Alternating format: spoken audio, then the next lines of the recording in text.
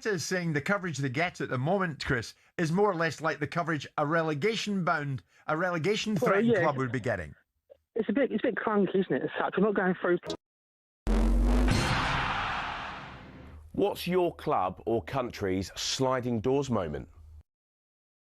Its meaning originating from the 1998 rom-com of the same name, a sliding doors moment in football terms is simply a question of what might have been.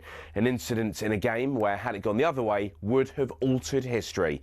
For example, say John Terry had scored that penalty in Moscow in 2008. Chelsea would have been European champions and Avram Grant would have the biggest medal in continental club football to his name. It stands to reason then that he would have stayed at Stamford Bridge for a bit longer, meaning that Luis Felipe Scolari wouldn't have got a look in. Would he have done better than the World Cup winning Brazilian, who only lasted till February the following year? And could he have improved upon Chelsea's third-place finish? And as for United, who won the title that season, would defeat in that Moscow final have led to Cristiano Ronaldo leaving the club for Real Madrid a year earlier? And would that have meant that Rafa Benitez's Liverpool won the Premier League instead of them? That's a pretty big butterfly effect, all from one missed penalty kick going the other way. And if you want to dig a bit deeper, there's plenty more that could have been affected. What if Anthony Knockaert had scored his penalty against Watford? We'd have been denied the Troy Deeney moment, sure, but might Leicester have gone on to win promotion to the Premier League earlier than scheduled? And would that have meant that Claudio Ranieri would never make it to the King Power? Would Arsenal or Tottenham, therefore, have been champions in 2016? The most significant sliding doors moment perhaps ever, though, was Paul Gascoigne, Wembley, June 1996. What if this had gone in?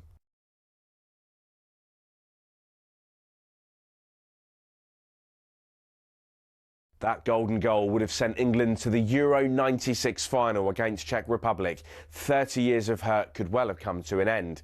There's so many of these moments that could have altered destiny forever. What if Shearer had signed for United? Would Lampard's ghost goal against Germany have kick-started England's World Cup back in 2010? What if Sam Allardyce didn't get bogged down in all that controversy and denied Gareth Southgate the England job? Does make you think.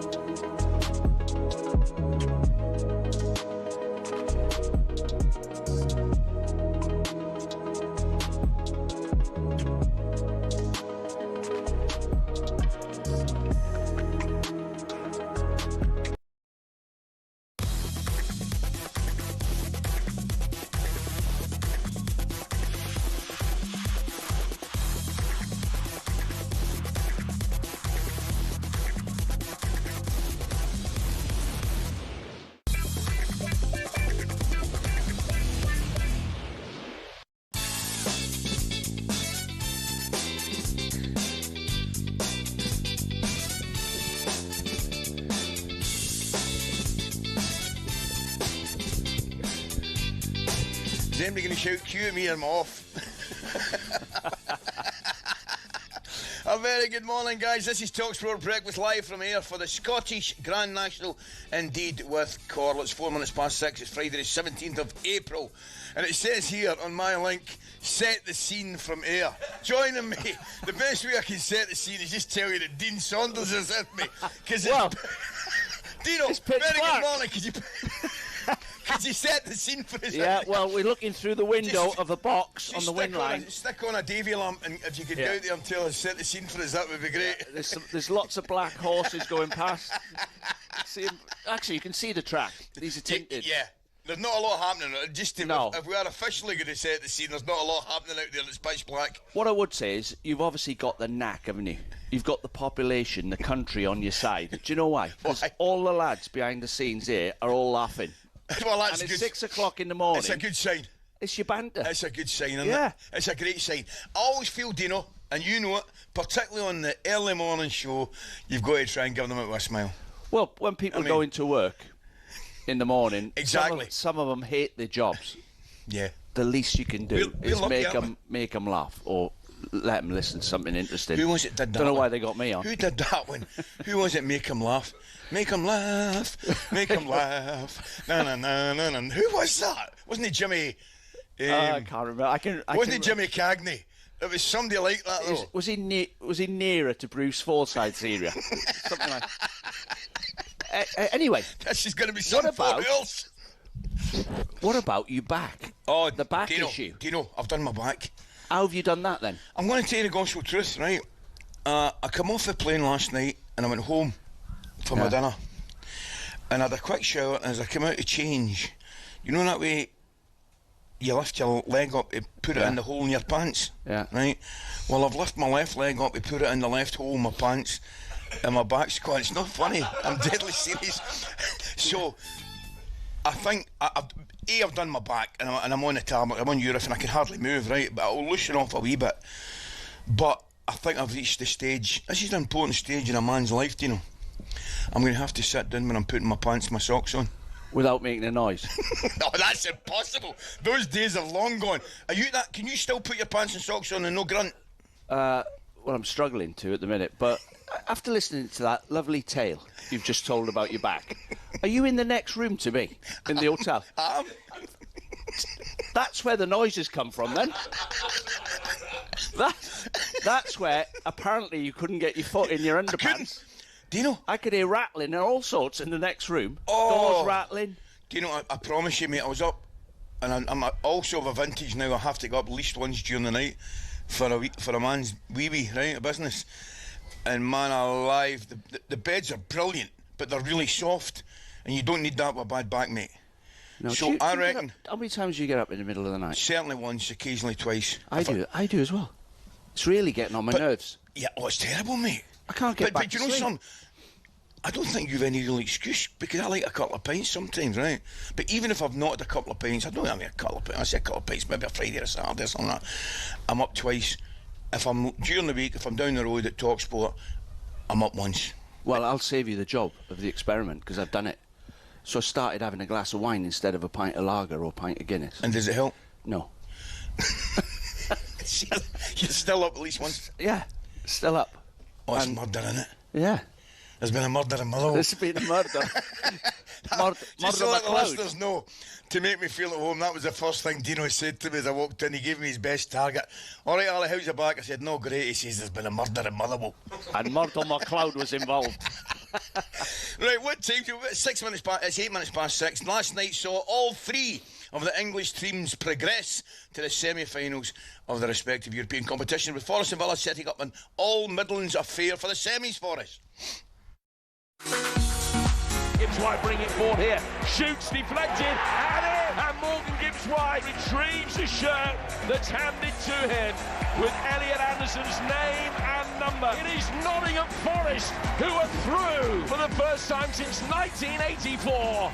The Garibaldi red will be worn with pride in a European semi-final. Crystal Palace's European journey continues. Defeat on the night at Fiorentina by 2-1, but it's 4-2 on aggregate. The Eagles progress to the Conference League semi-finals. In goes another goal, and it is Ezri Konsa. Aston Villa's run in the Europa League continues. They have hammered Bologna on a brilliant night for Aston Villa. And maybe their 3-decade-long wait for silverware is coming to an end. They are in the last four of the Europa League. Yeah, good results for the boys, no doubt about that. Dino, Forest in the first European semi-final since the 80s. Will have to beat European specialists Unai Emery's Aston Villa if they want to go that one step further. I'm looking forward to that game, mate. I was hoping we'd get that semi-final, and we got it. We're happy with that, aren't we? Yeah, I watched the Villa game. Obviously, I watched the highlights of the other two games. It was a big game for Villa, but they've got a bigger one, haven't they, on against Sunderland at the weekend. Oh, massive. But they cruised through, really. Unai Emery's got the knack, hasn't he, in that tournament? How many times? Is it 5 or is it more than that? Something like that. It's ridiculous amount of times he's won that tournament. John McGinn played well last night. They scored a brilliant goal from back to front. You mentioned that. Was that Watkins' goal? Yeah, Watkins ended up tapping it in, but it went right through the pitch. They played well. It was evident, though, Dino, that they missed John McGinn. Really missed him when he was away, eh? Well, last night you could see why. When he gets the ball, it sticks with him, doesn't he? He puts his backside in people, holds the ball and like releases it at the right time. So when they're putting passes together, he's normally involved in all the good moves. See, looking at good attitude as well. Oh, he's great attitude to play. Been brilliant. I mean, he's obviously key for us as an international team as well, mate. You look at him and McTominay in the middle of the park. That's your strength. Yeah. What about? I want to say it's as if nobody wants these European places, but you look at United who have been on a good run. United losing at home there to Leeds. Liverpool not in a great form. Chelsea the same. It's up for grabs, isn't it? Yeah. And you look at like there's always a debate going on about playing too many games and the opposition's getting days off. Yeah. PSG got the weekend off. Liverpool had to play. But then you look at Man United. Was it 24 days off without playing? I know. And they're off. Did it work against them? Well, they're off the bridle. Yeah. I've been involved in it where it's like any job. If you don't do your job for a week, you find it hard going in the morning to do your job, don't you?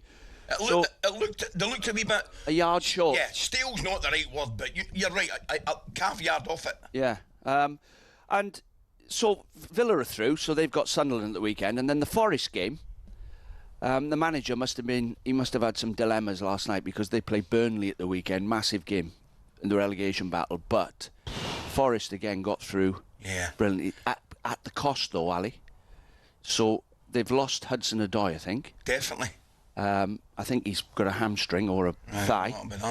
That. Chris Wood was involved in the red card incident. So how did he look, the big fella coming back?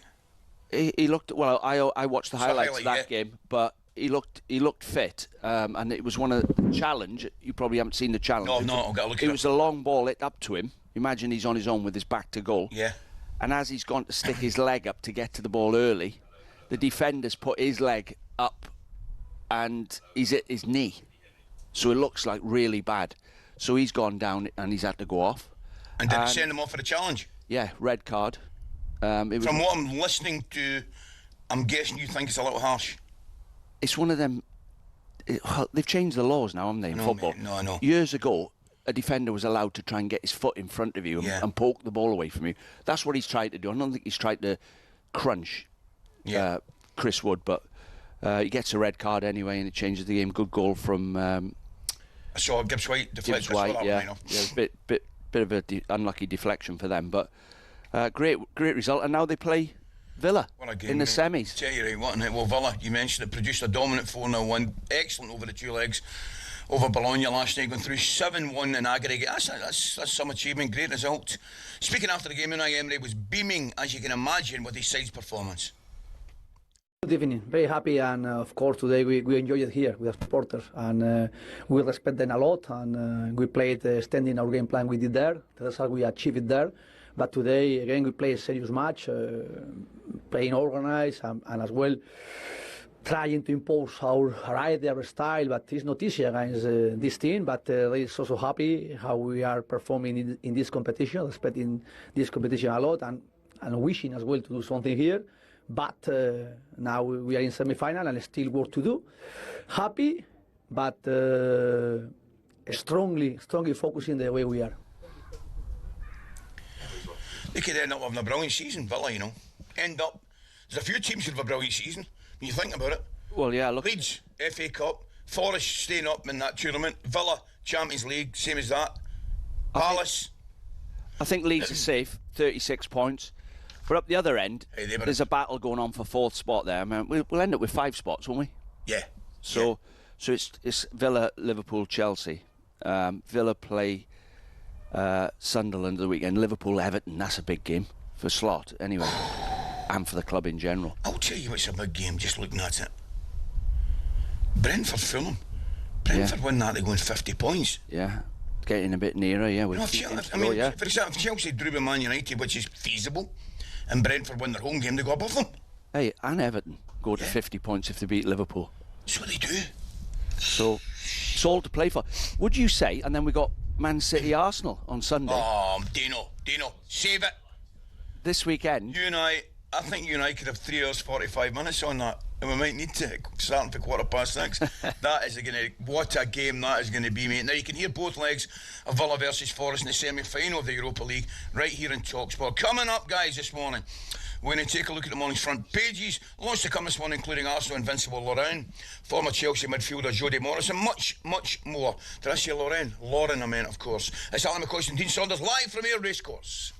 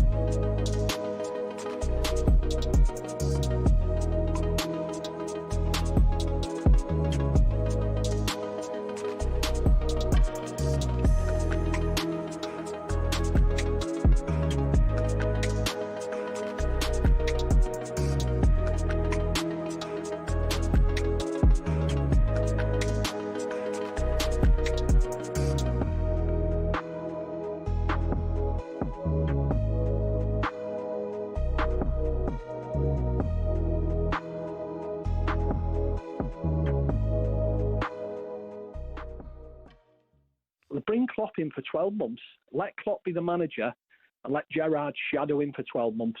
Let him learn from him. What are you on about? And then let Gerrard bring in his own team, because every Liverpool fan in the country, and I know they're listening to this now, would love Gerrard and Carragher on that touchline at some point. Bobby, what are you on about? You don't think it's happening?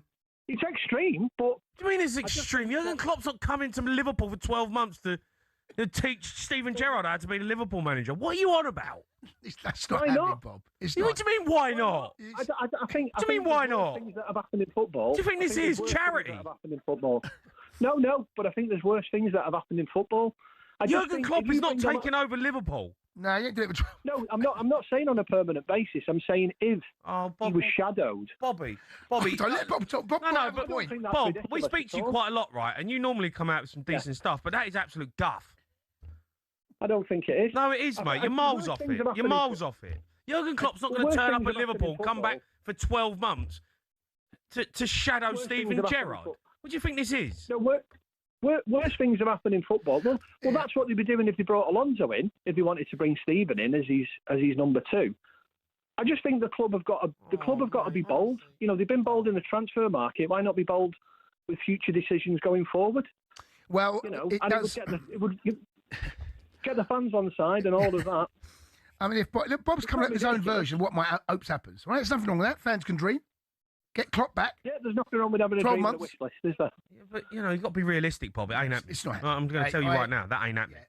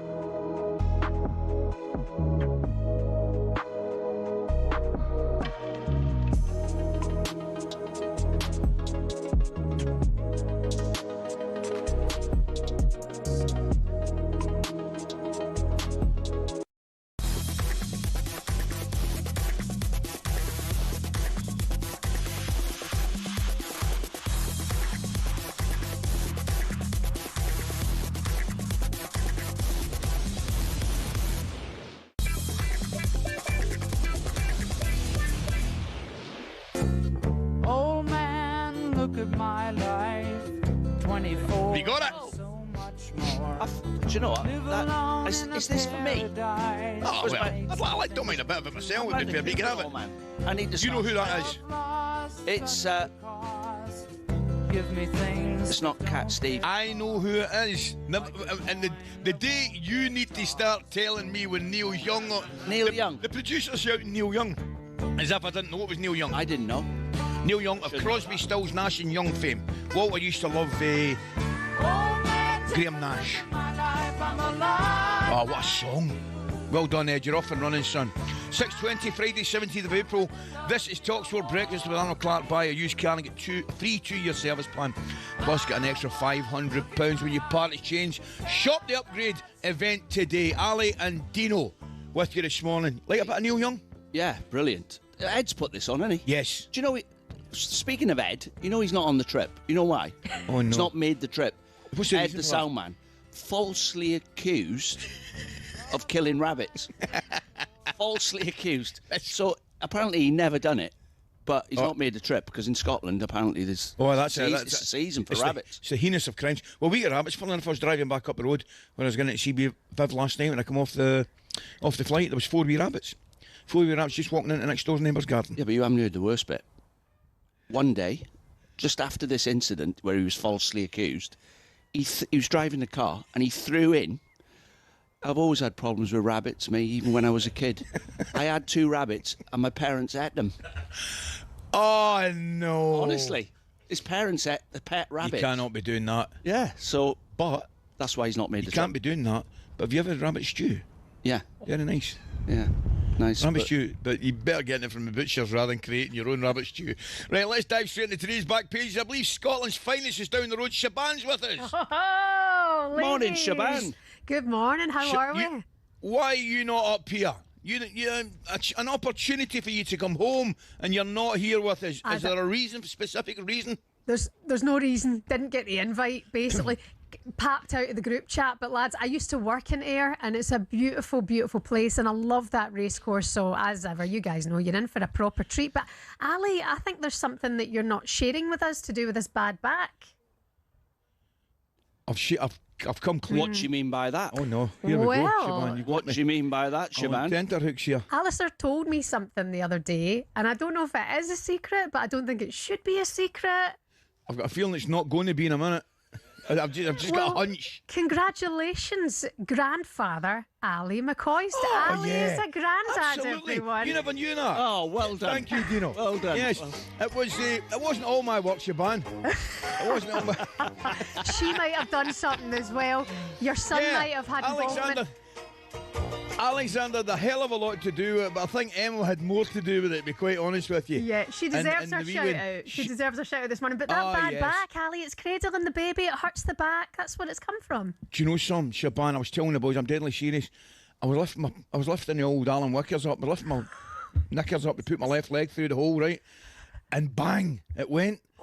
And I don't know if you ever had it. Dino, you know what I'm talking about. There's a shooting pain from the base of your spine, and you go like that on, because you know that's it for about at least 3 weeks. Jeez, 2 or 3 weeks. Do you know what's the danger for me now, and well, you as well? You know when you're having a shower in a hotel, but it's the bath. Balance.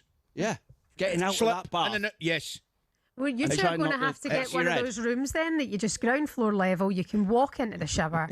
None of this bath nonsense. I've got one of them. You're too old for it, lads. Simple says. Too old for it now. Hey, Shaban, before Ali come in this morning, I seen you on TV dancing. Was you dancing this morning? Do you know dancing around the studio? Friday, 5 o'clock. I don't know why that seems to be my most liveliest time of the week. It's not normal, but it's just a treat, isn't it, to be here? It really is. It's great, but, well, love a Friday. I used to do a Friday with Big Al. I know. And it was like, Friday's the day. It's the best Do you know what I mean? day. Everybody loves a Friday. And everyone's up for the beat a Friday. crack. We're just talking about which manager would you like to go for a pint with? Because it's Friday, you know, who'd give you the best chance on a Friday? Who would you go for? That is a brilliant question. Really Dino, is, quick answer. Quick answer. Who would I like to go for a pint? David Moyes. Yep, he came up a few times. Well, my Uncle David. Yep. I've done it, and not only would you enjoy it, but you'd have to pay for it. Right? Yes. I've done it. Yes, I've done it and I've paid for it. Daichi. Dykey's good crack. Oh, Sean, yeah. Or he's not manager anymore. That doesn't count. All right, Dykey. You don't count anymore, Samuel. According to Dino. Keep them coming in. Keep them coming in. And also our nicknames for Grandad Ally. We can create his nickname here on talkSPORT Breakfast. Well, there you are. That's a great question, Siobhan, because Alan's I've not really got my name yet. Alan's Gingong. Yeah. My dad is called Grunkle because he didn't want to be Grandad. He wanted to be a cool uncle. So he called himself Grunkle. My kids call him Grunkle. He's never been called Grandad before. So let's name Ally his nickname. Emma and Alexander have very kindly given me the option of creating my own name as a grandfather. And I haven't come up with one yet, you know. What about Glampa? I like that, Bampy. Bampy's so I think that'd be Bampot. Never mind Bampy. I like Bampy. What about Teddy? And like it keeps it in with the Rangers. Teddy's cute. Teddy. No, it's not Grandad though, is Who is it? Teddy? Famous Teddy's. Teddy Roosevelt. Sheringham. Hey, Siobhan, were you happy with Ali's comments about Areola? Oh, you said it was a small Saying club, that- Celtic, didn't he? No, I bet. Celtic's a small club. I bet. Our Sally's under a bit of pressure now, isn't he? Siobhan, as you can imagine down the road, the switchboard kind of lit up a little bit. But a couple of the boys were on. I know what you're up to, McCoist. I see you. Have we got time for the back pages here or what? Let's do it quickly. Well done, by the way, to Nottingham Forest. They're going to face Aston Villa. Excellent. In the semi-finals of the Europa League. All back pages this morning is Morgan Gibbs-White and the celebration. So they go down to 10, Porto, and then Forest seem to make it that bit more difficult on themselves, but job done. Yeah. Celebration pictures. Back page of the Times of Gibbs-White with his fingers in his ears. Declan Rice, back page of the Sun this morning. Deckham is the headline. Rice, title race is beautiful. We're ready. Bring it on. Back page of the Express. Rice.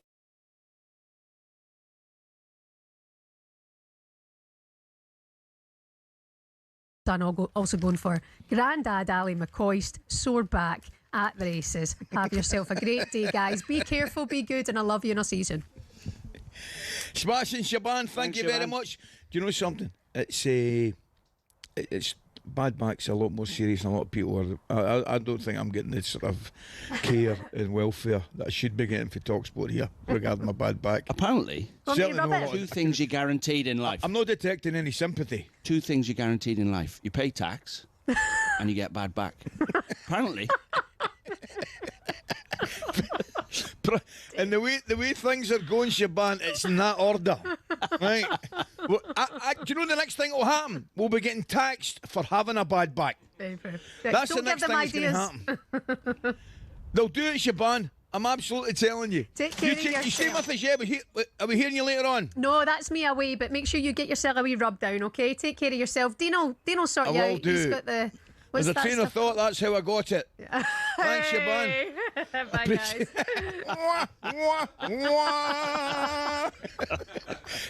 Siobhan, you have a good weekend. It's Friday. Get yourself out for a pint with Moisey. Bye, driver. See you later on. We're going to take a break with some news coming up next.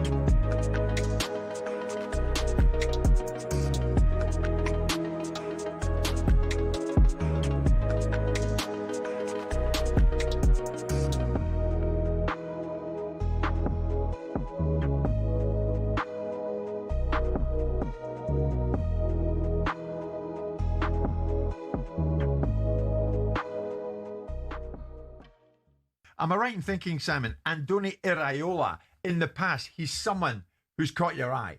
Down at Bournemouth, you've been impressed. Can't not do, can you? I mean, he's done a remarkable job at times. I mean, predecessors of his did remarkable jobs contextually, but he's elevated it even beyond that. The style of play, the manner in which they put some of the biggest teams into their box. They've had players repeatedly sold from underneath them, and yet still managed to produce a talent pool. They've had players sold at the beginning of the seasons, players at the middle of the seasons, and yet the guy has worked the Oracle. He started slightly tentatively, didn't he? Because obviously you saw the Gary O'Neill situation where he got bounced out of Bournemouth and everyone thought that was an injustice. This guy came in, couldn't win a game. Gary went over to Wolves. Wolves beat Bournemouth inevitably in that particular game, and everything was looking like a particularly dark day. But he's been brilliant for Bill Foley. Bournemouth's been brilliant for him because it's given him a passage into the Premier League and shown an opportunity to show his trade. Yeah.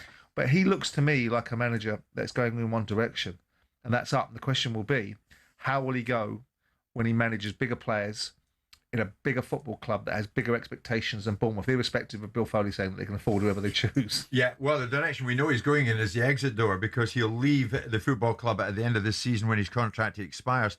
Do you think, Danny, he's going to be widely coveted across the Premier League? There's no reason why not, because he's unapologetic. Sport is often filled with people trying to make a quick buck, often at fans' expenses. But sometimes someone on the fringes comes up with an exhibition idea that goes down a storm. Let me tell you about a couple of them. Mallorca, 2007. Rafa Nadal and Roger Federer compete in what was dubbed the Battle of the Surfaces, a unique idea that reportedly almost got cancelled at the last minute when worms got into the grass. An 11th hour turf delivery got the match on, and despite some dodgy bounces on the new green stuff, Rafa and Roger slugged out a 3-set epic. Tennis has a history of exhibitions too, with the Battle of the Sexes in 1973 captivating audiences worldwide as Billie Jean King took on the former world #1 men's player Bobby Riggs, who talked down the women's game. Billie Jean King won. In motorsport, there was Monzanapolis in the 50s when American Indy cars went up against European F1 cars. But perhaps the best exhibitions have been the charity ones. In 1998, legends like Mike Atherton, Sachin Tendulkar and Glenn McGrath turned out at Lord's for a one-dayer in memory of Princess Diana. And since 2006, we've had Soccer Aid, which has raised an incredible amount of money. And if you get to see the likes of Jose Mourinho taking out Ollie Mers, then what's not to like?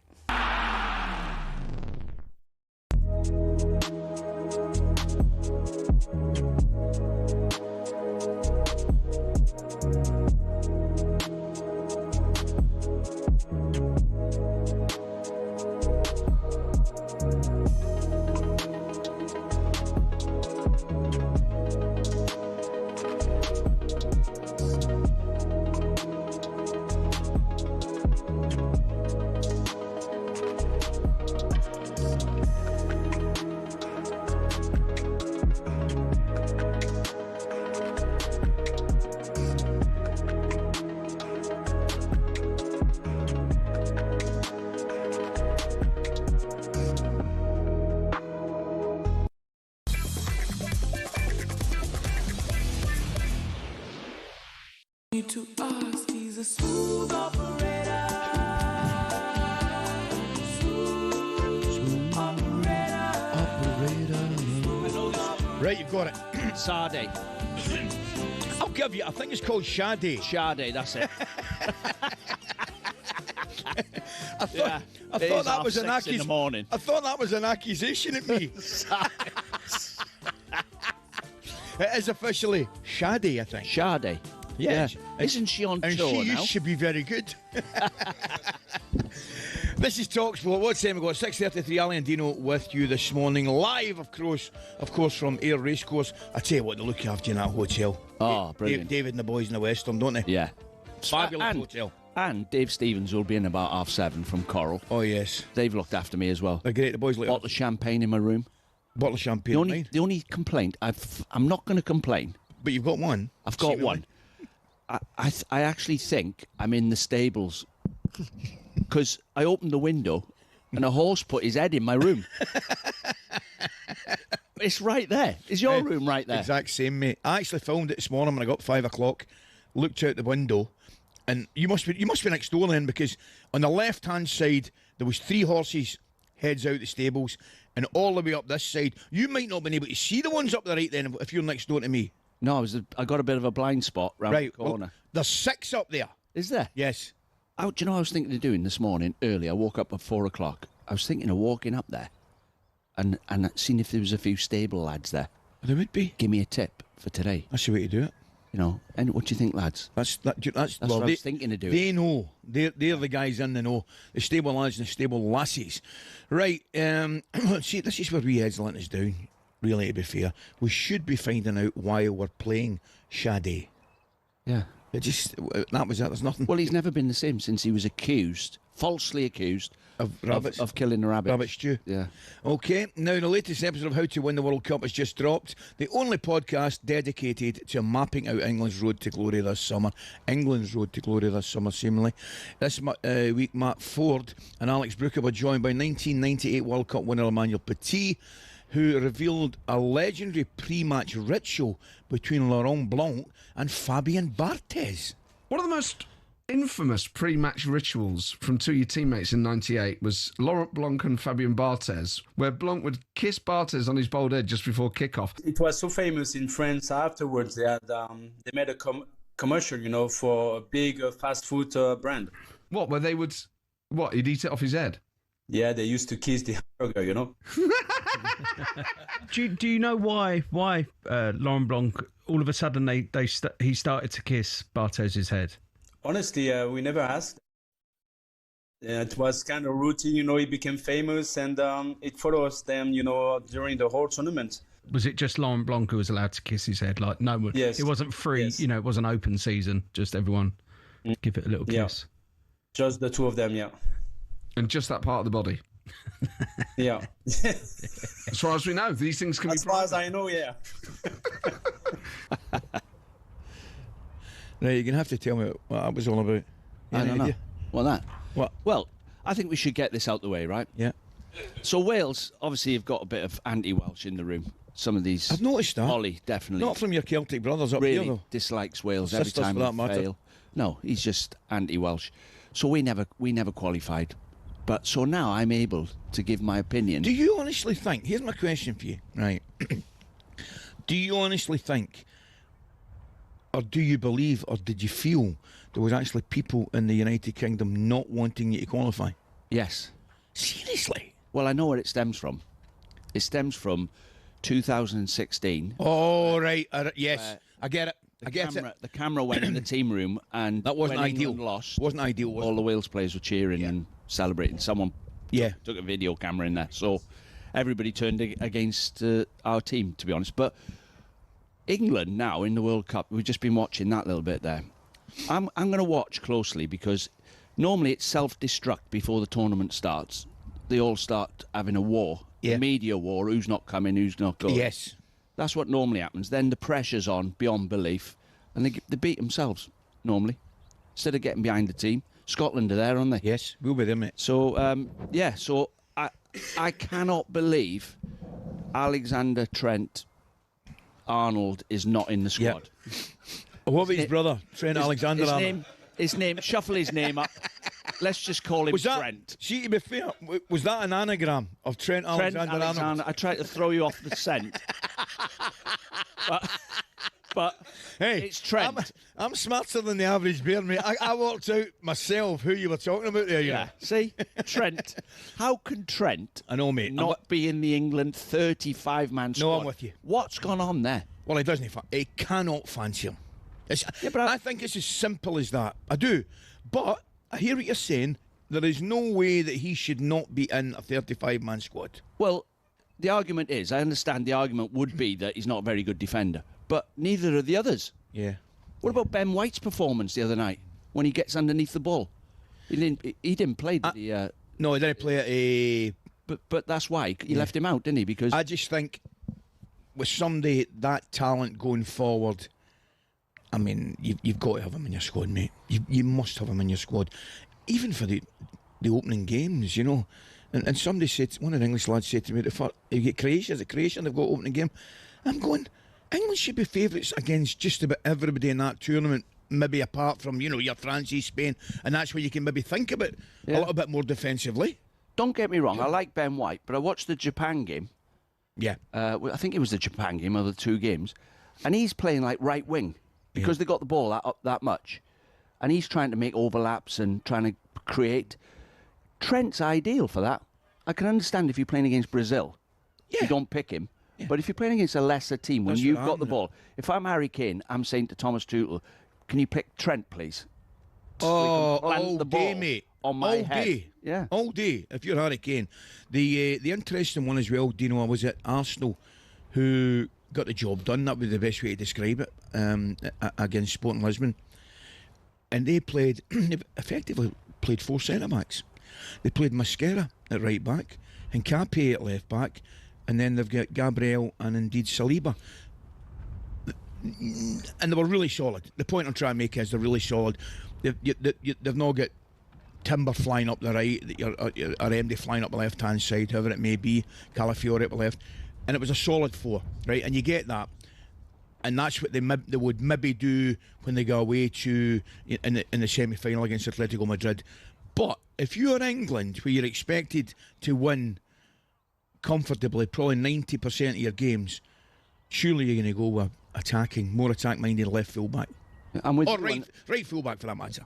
That it's a bit of a dilemma with Arteta for that game that you were talking about there, the Arsenal game against Sporting. I thought they left themselves open for what nearly happened. I know what you mean. In the last kick of the game when the lad nearly scored.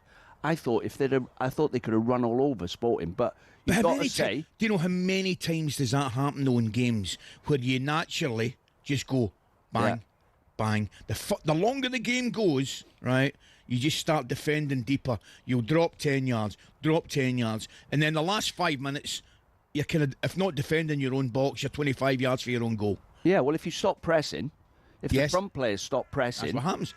The back 4 are shouting. There's no pressure on the ball. We've got to drop off, mate. 100%. It's natural. Now, what a night for Forest. First time in 42 years they've reached a European semi-final after beating Porto 2-1 in aggregate. Well done to them. Red card for former Saints defender Jan Menderak after just 5 minutes. Set it to him before Morgan Gibbs-White stepped up to fire them into the final 4. They face an all-English heavyweight clash against Gabby's Aston Villa for a place in the final in Istanbul. To look back on a historic night for the club, delighted to say we're joined by talkSPORT's resident Forest fan, Max Scott. Max, good morning. Morning, Max. Morning, fellas. How are we? We're fine, mate. We're fine. Well, we've got the tie we wanted. We've certainly got the semi-final we wanted. Was it any hairy moments for you? Was it pretty comfortable, do you think? Oh, no. It never is when Forest are playing this season. I mean, Porto, even though they were down to 10 men, hit the bar twice in the second half. You know, they threw caution to the wind to try to get a win, to take it to extra time. But I think you've got to credit the Forest players for just for the commitment to the cause. This has been a chaotic, tumultuous season. We're on our 4th manager of the campaign, but somehow find ourselves in a European semi-final. It's absolutely amazing. It's the first European semi-final for 46 years. And, you know, if you'd have looked on paper at the season Forest are having, I don't think many people would have predicted this. So, yeah, it's incredible for the club. Max, I think one more win might do it for Forest. Maybe a win and a draw, 37 points might keep you up the way Spurs are going anyway. But give us the injury update then for massive game at Burnley at the weekend.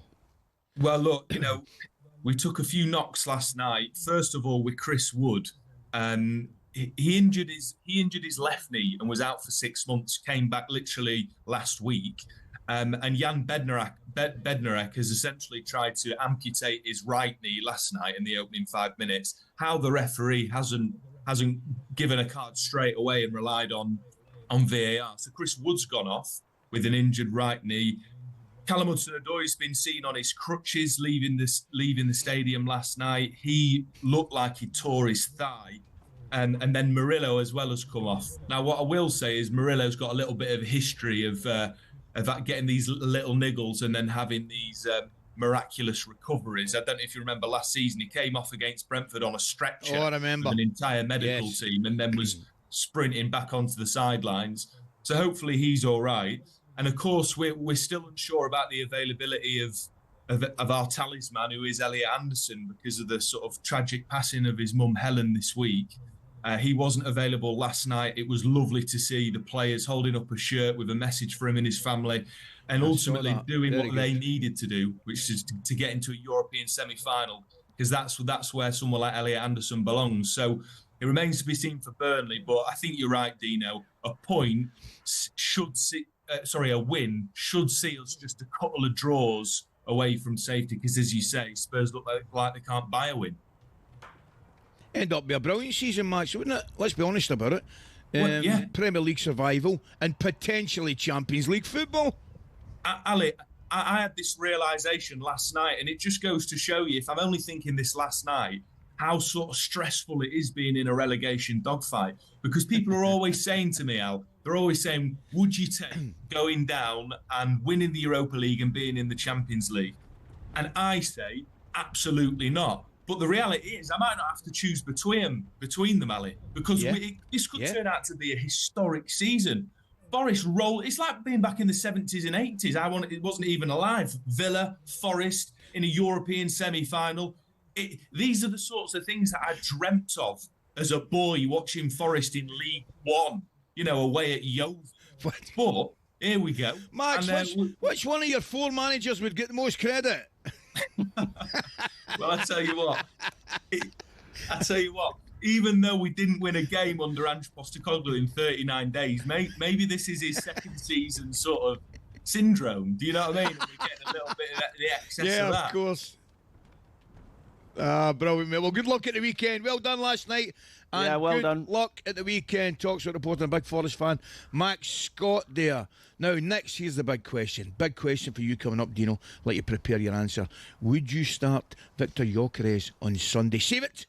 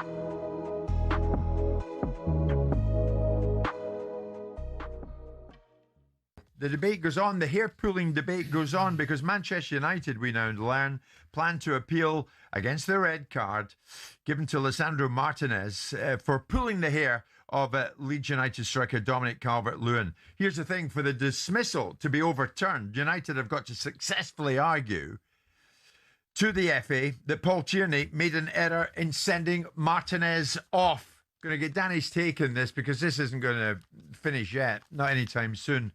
Michael Carrick said this about the sending off and the incident. Shocking decision to send Leach off. It's 2 games in a row we've had decisions like that go against us, but that one I have to say was one of the worst I've seen. So you can elbow Lenny Yoro for the first goal in the side of the head, leaning arm obviously, and then you can throw your arm in Leach's face, and then as he's off balance because of that, and he half grappler and he kind of half touches the back of his ear, which then pulls the bobble out, which then leads to look like I don't even know what it looks like. It's not a pull, it's not a tug, it's not aggressive. He touches it and he gets sent off, and worst of all, he was actually sent to overturn it, clear and obvious error. It's shocking. Shocking according to him. Not so Martin Samuel in the Times. Now we know where we stand. Players, coaches, supporters, everybody. Hair pulling may be a playground tactic, but it is a red card offence and a 3-match ban. Got that? Good. Now we can move on. Do you move on from it, Danny? Carrick's spot on. He's right, isn't he? Is he heck? He's jumped.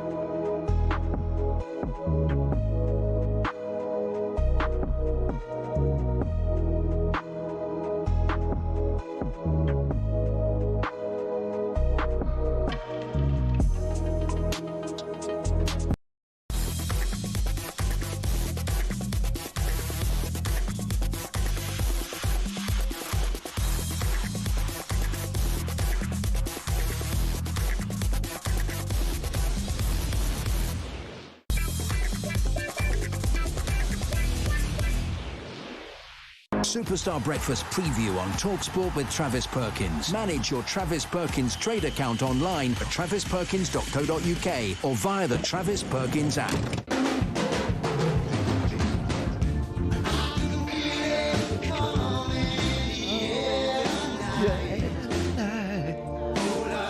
Oh Lord.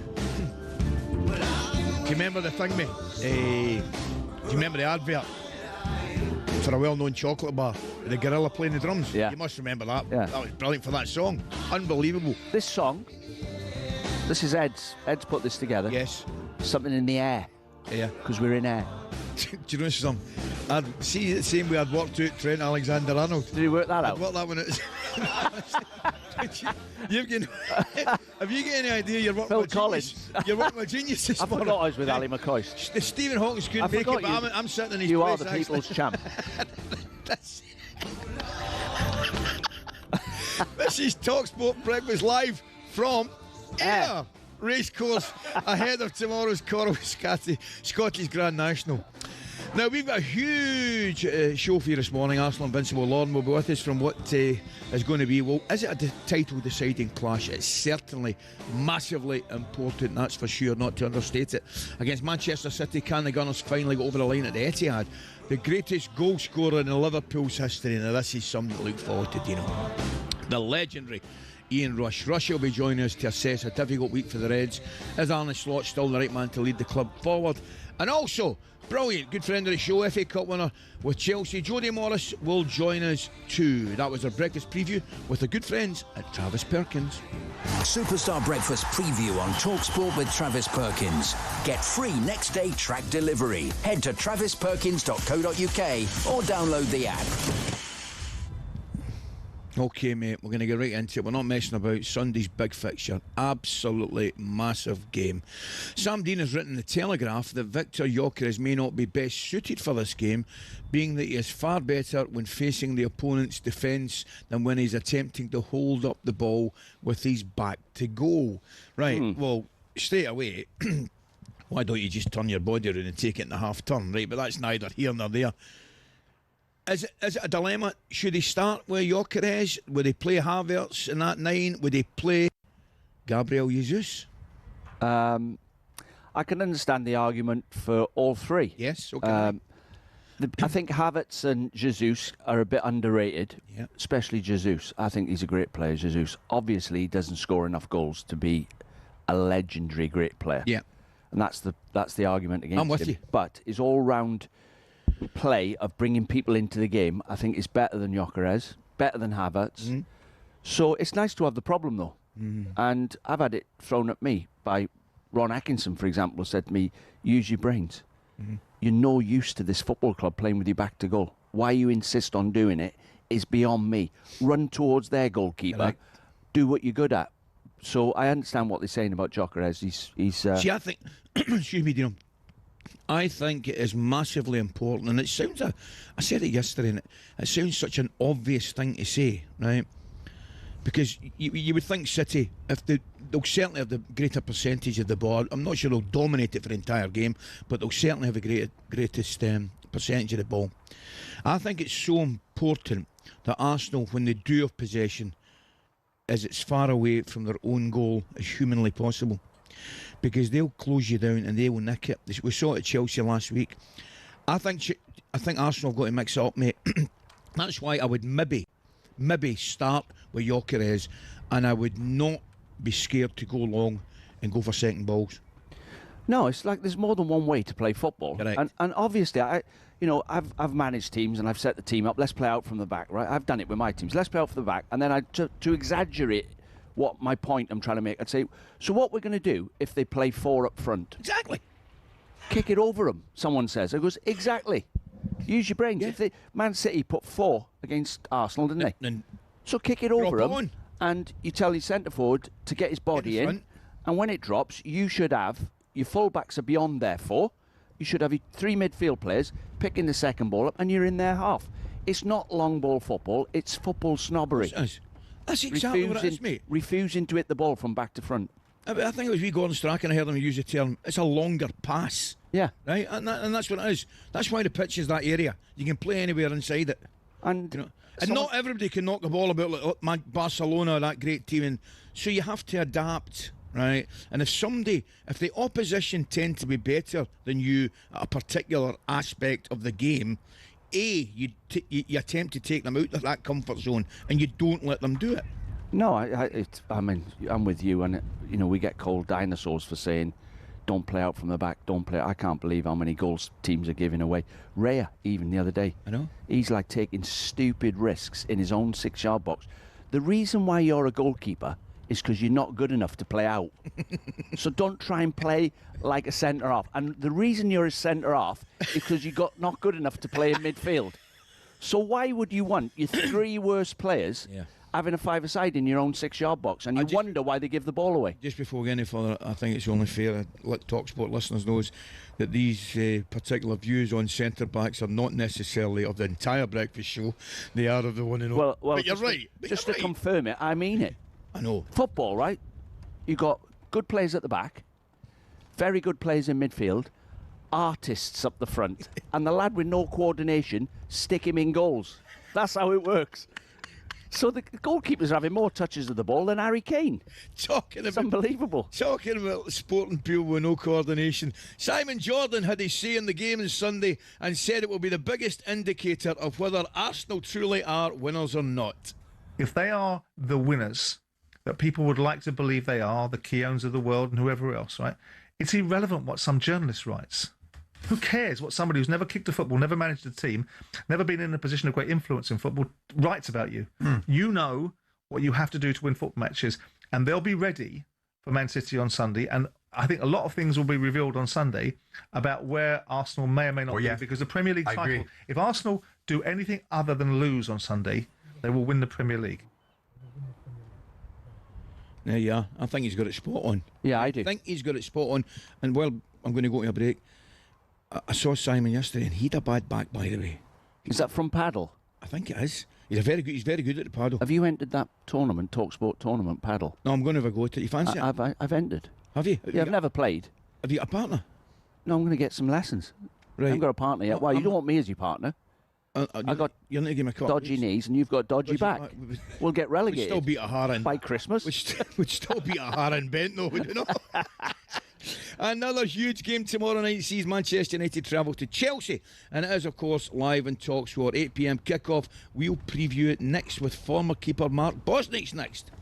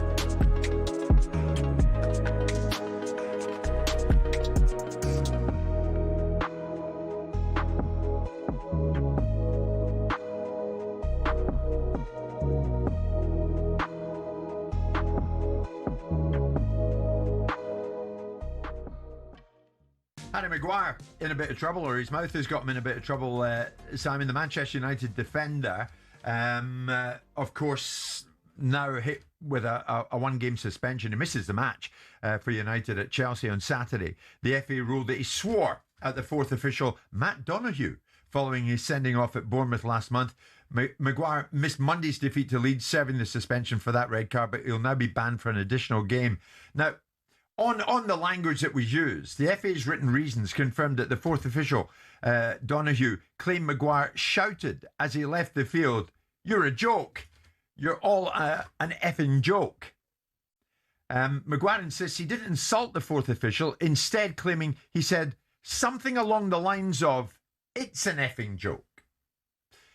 The independent commission sided with the fourth official. They actually asked for a 2-match ban, but in mitigation, which included Maguire's character, it meant they settled on 1. What's worse, Simon? Or did they get a character reference from the people in Mykonos?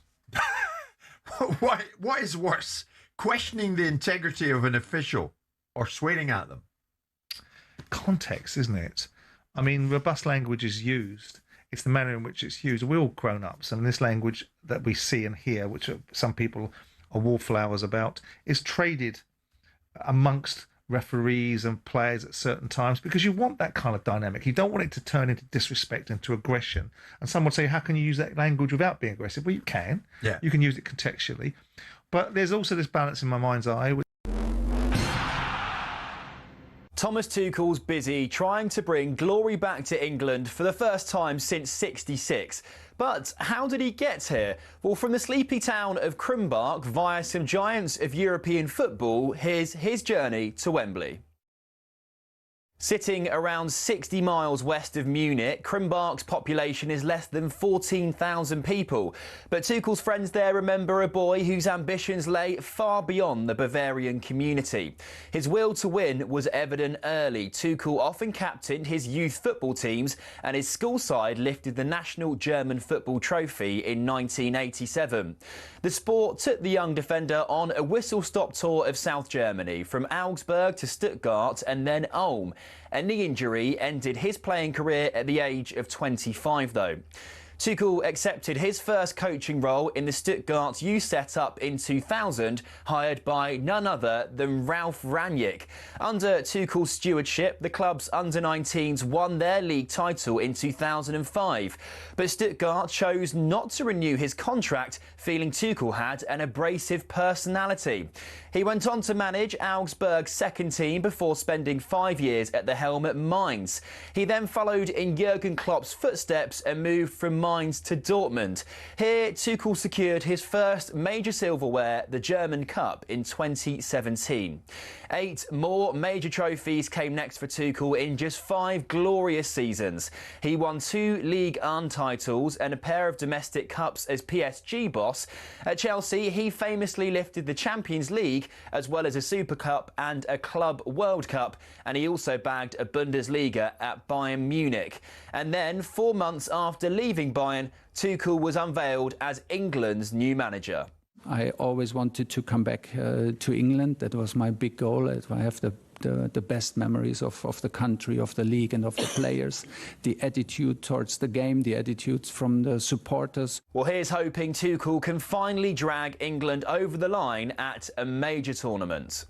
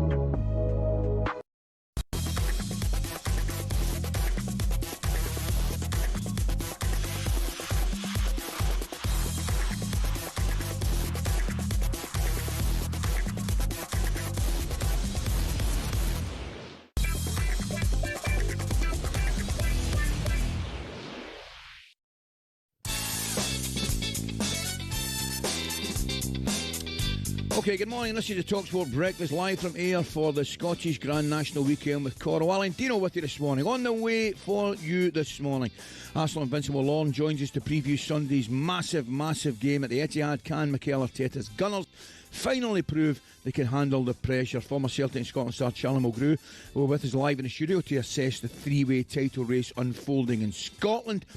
And Liverpool legend Ian Rush will be joining us to discuss the fallout from the European exit and whether Arne Slot is still the right man to lead the club forward. But now, the race for the Champions League football takes centre stage as Man United go to the Bridge live in talkSPORT Saturday. You cannot underestimate the importance of this match. The race for Champions League football livening up as we speak. Obviously, we're not in a good place in terms of the results. It's a brilliant challenge. They're in very real danger, not just of missing out on qualification for the Champions League, but maybe European football next season altogether. It's about the here and now. It's about the result tomorrow, yesterday, not for 3 years' time. Chelsea's model for me, for a long period of time, was very clear. I hire a manager, you either win, all of a sudden with this new ownership, they're so far away from that. To Okafor, little volley, and he scored a second goal for Leeds at the Stretford end. The bigger picture is what it is, you know. Tonight hurts. It's really disappointing, but we've got a big finish to the season coming. Michael has dealt with it as a player. He understands it. Of course, everybody is judged on results. But where they're going to go? And this is significant in the race for the top 5. Yeah, some game to look forward to. You know, United sit third. Chelsea know they cannot afford to slip up. They want to close that 4-point gap in the top 5. Well, off the pitch, midfielder Moses Caicedo has agreed a new deal until 2033, and defender Levi Colwill, who they missed him by the way, is expected to follow suit shortly. As for United, Michael Carrick has a selection headache in defence with Harry Maguire officially out through suspension, and obviously due to the red card against Leeds, Lisandro Martinez is also sidelined. Right, we're going to look ahead to this big match. It's a very good morning to former United and Chelsea goalkeeper Mark Bosnich. Bozzy, good morning, mate. Morning, Bozzy. Good morning to you, Ali. Good morning, Dino. How are you? Very good, very good. I'm just looking at you there. What an athlete. Magic, mate. Bozzy, what an athlete. The last time I saw you, Bozzy, believe it or not, you were on my phone last night, and I actually tuned in. You were discussing where the Aussie football soccer centre should be placed, and I think you were saying East Sydney at one point. Was that correct? Yeah, you're right. Yeah, you're right. There's a couple places they can go to, but the biggest issue for them over here is to make sure that they've got the funds to go in the right place. So actually, I think FIFA have actually written to the Prime Minister of the country to ask them to help Australian football, because there's so much potential in Australian football, always has been. But unfortunately, in terms of the way it's been run, there have been times when it's been run better, but especially the government backing has never quite been there. But I think it's getting to the point when they realise that it's going to start to cost them votes. And as we know around the world, when politicians realise that their decisions are going to cost them votes, they turn around very quickly. Bozzy, here's a quick one for you, mate. Do the Australian soccer guys suffer a little bit the same as perhaps the Americans, where the Americans have obviously, whether it's NFL or baseball or hockey, whatever it may be, do they suffer a little bit, the Australia lads, obviously because of the cricket, maybe the Aussie rules and things like that? Rugby league? Yeah, the Aussie rules and the rugby league specifically. They are the two main sports here. No, I wouldn't say so much the cricket, because cricket traditionally has always been a summer sport, although it must be said, like, football here has moved to summer as well. And really, you know, especially with the Test cricket, if it's not the Ashes or against India or occasionally South Africa, that cricket's lost a lot of its verve over here. They have that big bash, the 2020, but the big sports are AFL and rugby league, because, you know, even though no one else plays AFL, the Aussie rules, the Australian public knows is the best in the world. Rugby league the same, and they're very picky like that. So. Look, the national team is still doing well. They just qualified for their 6th straight World Cup. The Matildas, the women's team, are the most popular national team that there is. And they just need to sort the domestic pathways out, because it's the most participated sport in the country by boys and girls, and has been for decades. Bozzy, moving on to the game tomorrow night. Massive game. Obviously, United form has been excellent. Monday night aside against Leeds United. Chelsea, they have been up and down certainly the last 4 or 5 weeks. How do you see it going? You've been looking forward to it? Well, he's got 3 teams. Yeah, very much looking forward to it. Two teams, like you said. Sorry, Dino? There's 3 teams that you played for, challenging for these spots in the Champions League spots. That's right. And the one team that we played for, Aston Villa, can do them all a favour by winning the Europa League, because then Champions League places will go down to 6th place, which makes a big difference. But because of Chelsea's recent form, you've got to look at a table between them and 14th place Newcastle. There's only 6 points. So it's very, very tight there. And, you know, the Enzo Maresca fiasco, as I call it, obviously something's happened behind the scenes, but it seemed to have completely derailed Chelsea. The Enzo Fernandez thing sort of summed it up in a lot of ways. leaving him out and then having the result. And obviously Liam Rosenior is under a lot of pressure. Manchester United, I think, under Michael Carrick overall have been excellent. If you had said to anyone at that time when they sacked Ruben Amorim that with basically, 6 games to go, they would be in 3rd place, I think a lot of people would have turned around and said, have you hit your head or something? So although it was a disappointing result against Leeds, there's no doubt about that. Let's not forget as well, but Leeds United are fighting for their lives. I think Manchester United will go into this game as favourites because, like I said, Chelsea, with the exception of that 7-0 win over Port Vale, have not been in good form at all and are really, in my opinion, searching for a way that's comfortable both to the manager and the players to play. In this situation, with only a few games to go and they're looking to secure that Champions League spot, I think a bit of realism has to come into it. I'm sure Roberto De Zerbi's learning this as well. You just need to look at the players, assess what they're good at, and keep it simple to those strengths of those players. There's no use trying at this stage of the season to try to do anything too complicated because it could end up having the opposite effect. Bozzy, I've got to tell Ali, it's one of the most memorable, funniest moments of my career. We've been talking about playing out from the back, the goalkeeper and everything. I can't remember who we were playing. We come in at half-time and Ron Atkinson's head's exploding, right? And he says, I don't know where to start. It's that bad. I don't know where to start. He went, well, actually, I do know where to start. And he points at Bozzy. He goes, you... Any chance, he said, instead of answering me back, any chance when you kick the ball of trying to keep it in Birmingham?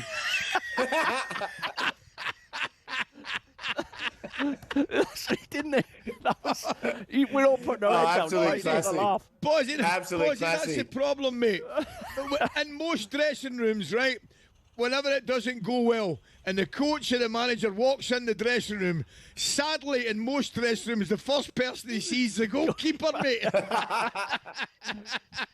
I tell you what, the problem that I've heard from my ex-teammates these days is that if you have a go at the wrong person in the dressing room in a way that we were accustomed to, and they get turned off you, and it's a very powerful member of the dressing room, they put their headphones on and 4 or 5 of their other mates do the same thing and completely switch off.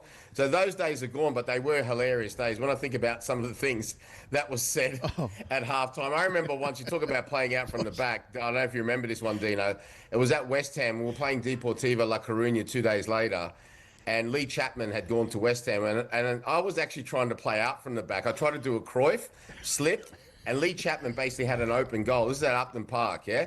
And I just got up and just dived to where I thought he was going to hit it and hit me in the face. And Ron Atkinson, when he came in at half-time, first thing he said was, just to let you know, I was warming up Nigel Spink, the reserve goalkeeper, because if that had gone in, I was going to take you off and send you back to Australia. Anyway, all the best for the second half. Cheers, boss.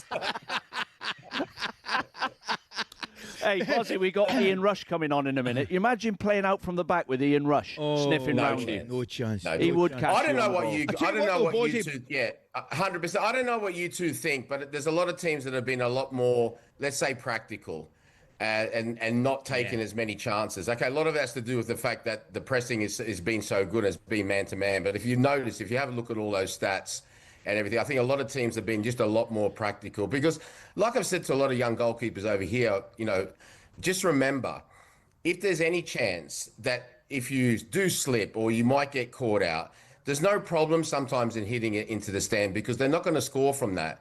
Okay, but I tell you what, if you make a massive blooper, be ready to be on YouTube for the rest of your life and say, just watch this guy. Look at Manuel Neuer for Bayern Munich during the week against Real Madrid. No need for him to try that pass. Okay, in the end, it didn't cost them. But there's just no need. No need whatsoever. No problem. He's on his weaker foot. It's no problem to hit it towards the side at all because people forget it. No one turns around afterwards and goes, by the way, that ball you played in the 22nd minute to the side didn't quite get there. But I tell you what, if you make a really bad error, that's going to be replayed for the rest of your time. Bozzy, just a quick one on that, mate. I'm guessing you've been pretty impressed with the United's new goalkeeper, Lamens, because I think he's a good goalkeeper, but you can actually see the confidence that he's been given the defence in front of him. Yeah, very much so. I know there was a lot of eyebrows raised when he went there, but he's been exceptional. And you two know, as all outfield players know, and that goes down to kids level. I go watch my kid now. If you know you've got a goalkeeper that's going to come and take crosses, that's going to make crucial saves, and is very, very solid with his feet, it gives the whole team confidence. Because there are times, obviously, when goalkeepers are going through bad times and everyone becomes nervous. It goes throughout the whole team. And he's been a massive part of this, you have to say, of this resurgence of Manchester United. I know a lot of people are saying, oh, yeah, well, they're still not title contenders. I know, but let's not forget, like I said, especially towards the end of the Ruben Amorim tenure, people were talking about, I mean, this is, you know, they were going, they were saying, oh, no, all these years and whatever. Michael Carrick and those players have really turned this around. And to see them third at the table, a lot of it's to do with a lot of things, but Layman's has played a major part in that. Of course he has. Bosy, just a quick one before we let you go. Will you and I be sharing a cold one in the States at the World Cup? Are you heading over there, mate? I don't know. I was going to ask you where you're going to be. I was going to ask Dino if he's going to be there. So we're going to be Los Angeles, Vancouver for Australia's first game, Seattle for their second, and Santa Clara, San Francisco for the third. I don't know where you guys are going to be, but if I'm in the vicinity, why not? I'm going to be in the living room. We never qualified. I thought that. I thought to myself, you know, Dino will be like, Wales are not going, I'm not going. I'll see you at some point, Bossy. Don't worry about that, mate. All the best. See you later, boss. All right, take care. Great to see you, Ali. Great to see you, Dino. Take care. And you. Take care, mate. Brilliant. Great goalkeeper. Oh, magic. Do you know he had we used to call him the freak. Yeah. He used to make freak saves. Like you think, I'd be playing in the game. I remember one at Sunderland. I know. It's in. The ball's in. And you go, how did he get that? He had the extension, you know them arms? Oh, the gadget arms. The gadget arms that got right to the post. Brilliant, mate. Yeah, he was brilliant. Great Absolutely goalkeeper. Fantastic. That was former United Chelsea Villa goalkeeper Mark Bosnich with us here, and he was in top form as per usual. Now, don't forget, you can listen to that game live on talkSPORT tomorrow with kick-off from 8 p.m. Up next, guys, there's like to be a promotion party in Coventry this weekend. Brilliant to see. What a job Frank and the boys have done there. We'll be asking former midfielder George Boateng just how much it'll mean to have the Sky Blues back in the big time.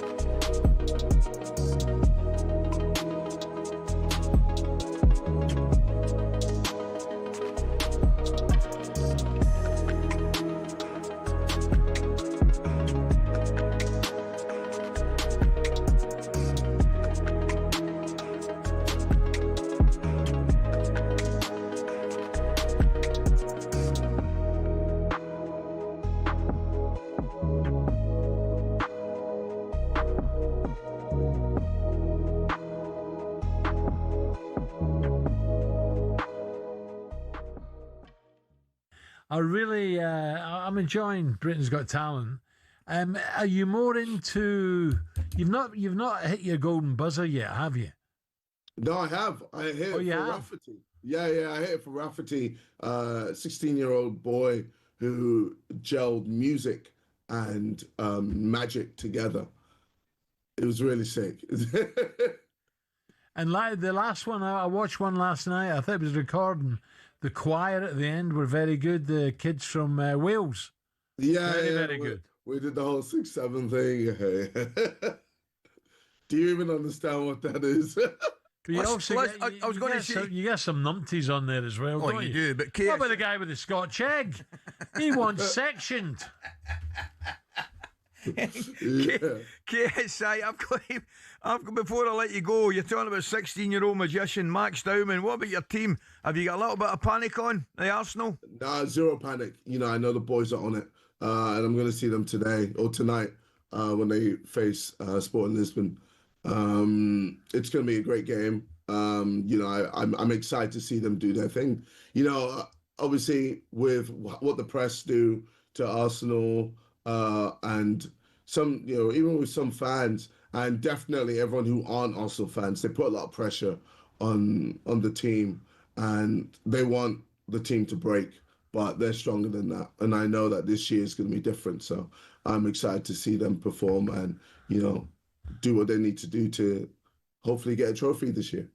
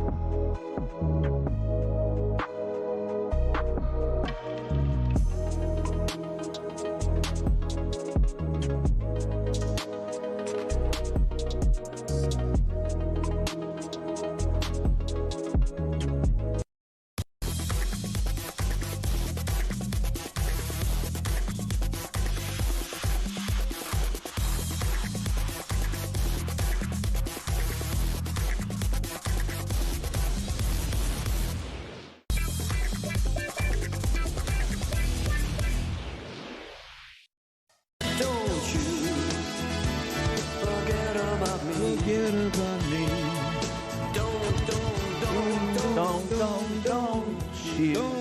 you. They're brilliant. You know who that is? Yeah. Jim Kerr. Well done. And Reed Charlie. Yeah. You know, they went to school with Big Al. Mind you, everybody went to school with Big Al. It's the biggest school in the world. Yeah, 14,511 in his class. There was, honestly. This is talkSPORT Breakfast with Arnold Clark. Buy a used car and get a free 2-year service plan. Plus, you get an extra £500 when you part exchange. Shop the upgrade event today. Ally and Dino with you this morning. There you are. Now's your opportunity. We can paint the scene. Set the scene. Set the scene. There's a bit of drizzle out there. Yep. Looking out on the track, we've got a string of horses being walked to the centre of the track. Yes. They're obviously doing a little bit of exercise. There is a bit of drizzle and it is a bit windy, but we are, what I would say, 5 yards from the track. Yes. Yes. At most. No more than that. We can't get any closer. The horsey, 1, 2, 3, 4. There's 8 of them out there. There they go. That's a wee canter. That's a canter now. They've gone from a walk. That's a trot, Alan. Is it? Yeah, that's a trot. Canter is when it faster. Yes, when faster. They change up to third gear. Yeah. So, at what point do they go for a gallop? Well, I think they're going to trot. They're just going to trot for a bit. Save your legs. Save your legs. The biggest crime. I used to do it myself. The biggest crime in racing, leaving your legs in the stable. Yep, correct. Save your legs. It's a huge weekend to come in the Championship, so it's time now to take a look at the latest EFL action in partnership with McDonald's, guys. EFLers on talkSPORT with McDonald's. Got big McDonald's hunger? Order delivery on the McDonald's app today. From 11 a.m, 18 plus. Fees apply to delivery orders. Subject to availability. Price may vary. OK, guys, it all starts tonight over in talkSPORT 2 as Coventry head to Blackburn. Blackburn have picked up a little bit. I know they got beat the other day at Southampton, but they've picked up a little bit. Michael O'Neill and the boys. And the Sky Blues need just 1 point to seal their promotion to the Premier League.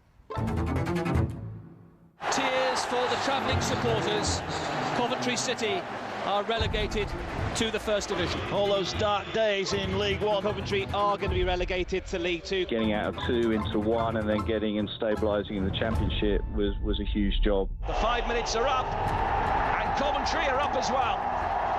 Promoted to League One. Each club's unique and this was certainly unique. His legacy and status at the club remains no matter what because of the context and the difficulties that the club are in at the time. A playoff final, an FA Cup semi-final and a playoff semi have all been and gone with Coventry on the wrong end of 3 titanic tussles. And this night will be remembered for the hat-trick from Hadji. So many memories of, Huckabee, Derek beating Man United on Boxing Day and various other games, and those days are amazing. Huckabee again. Good tight control, he's going all the way. Is he going to finish? He is! Oh, a magnificent goal from Darren Huckabee! And Frank Lambert being appointed was just a masterstroke. Keep trying to keep you happy. Radoni is there again! And now you're going to believe them! This ground, this club is ready for the Premier League. Yeah, I'm absolutely delighted to say joining us is a man who's now had 57 appearances for Coventry. It's time to say a very good morning to George Boateng. George, good morning, mate. Hi, How George. are you? And good morning, Peter. Great to see you. Great to see you, George. George, I was just going to ask you, because I think the people and the supporters at Coventry have been kind of long-suffering, if you like, with the club, and they've not had their own home and they've been different places to play. This is a magnificent step to get them back in the big time, isn't it?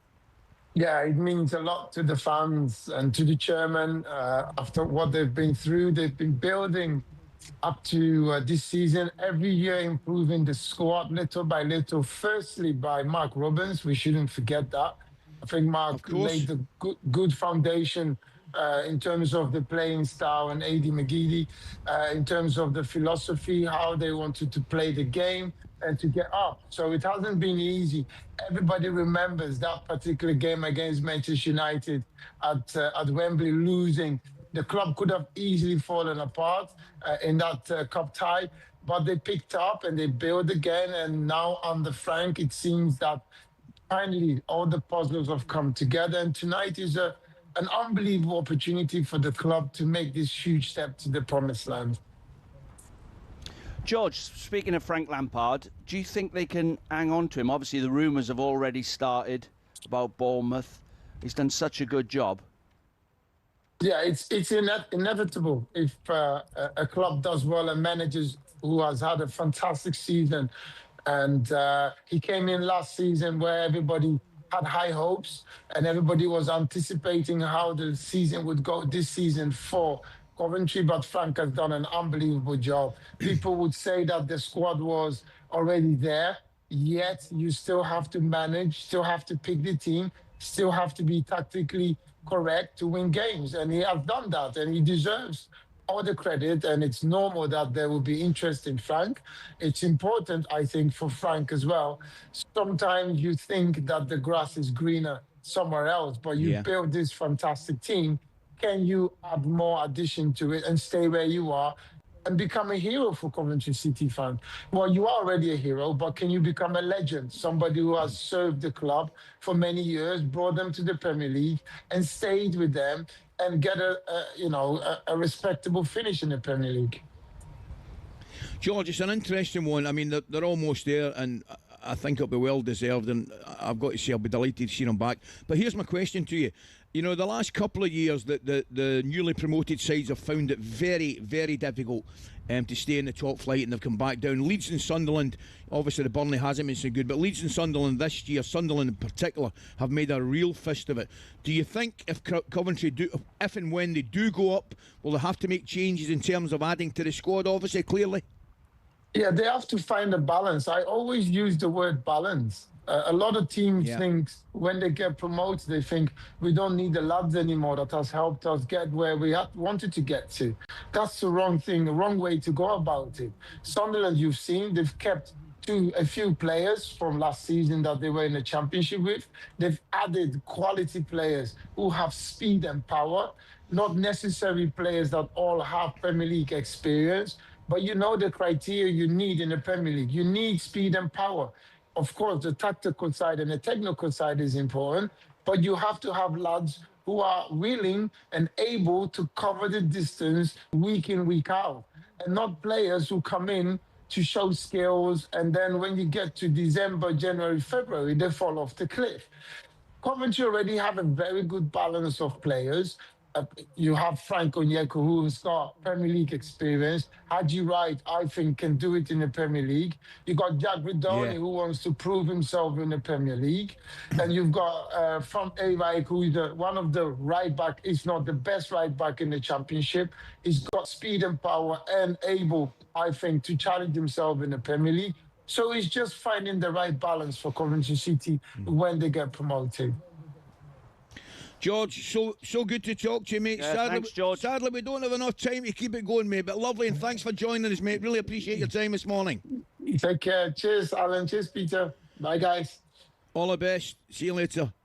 You Peter? Alan. I'm Alan. I'm Alan. Am I Peter? You're Peter. Okay, as long as I know that. Frank Lampard, incidentally, has taken this team from 17th to top of the table in under 2 years. That was... By the way, he was a great player, George, wasn't he? Great footballer. Who, Frank? George Boateng. Can you remember the game at Middlesbrough? I think it was Aston Villa, and someone's elbowed him in the head, and they broke their elbow on his head. Honestly, he came out, he won the race. There was I'm sure it was him, clattered in the middle of midfield, but he thought you were Peter. He started off with Peter, and I was Alan. He couldn't have thought I was Alan Brazil, surely. I know I've put a bit of weight on, but...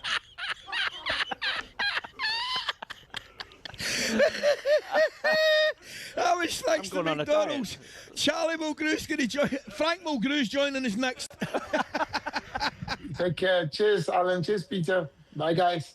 All the best. See you later. Yeah, fellas, on talkSPORT with McDonald's. Got big McDonald's hunger? Order delivery on the McDonald's app today. From 11 a.m, 18 plus, fees apply to delivery orders, subject to availability, price may vary.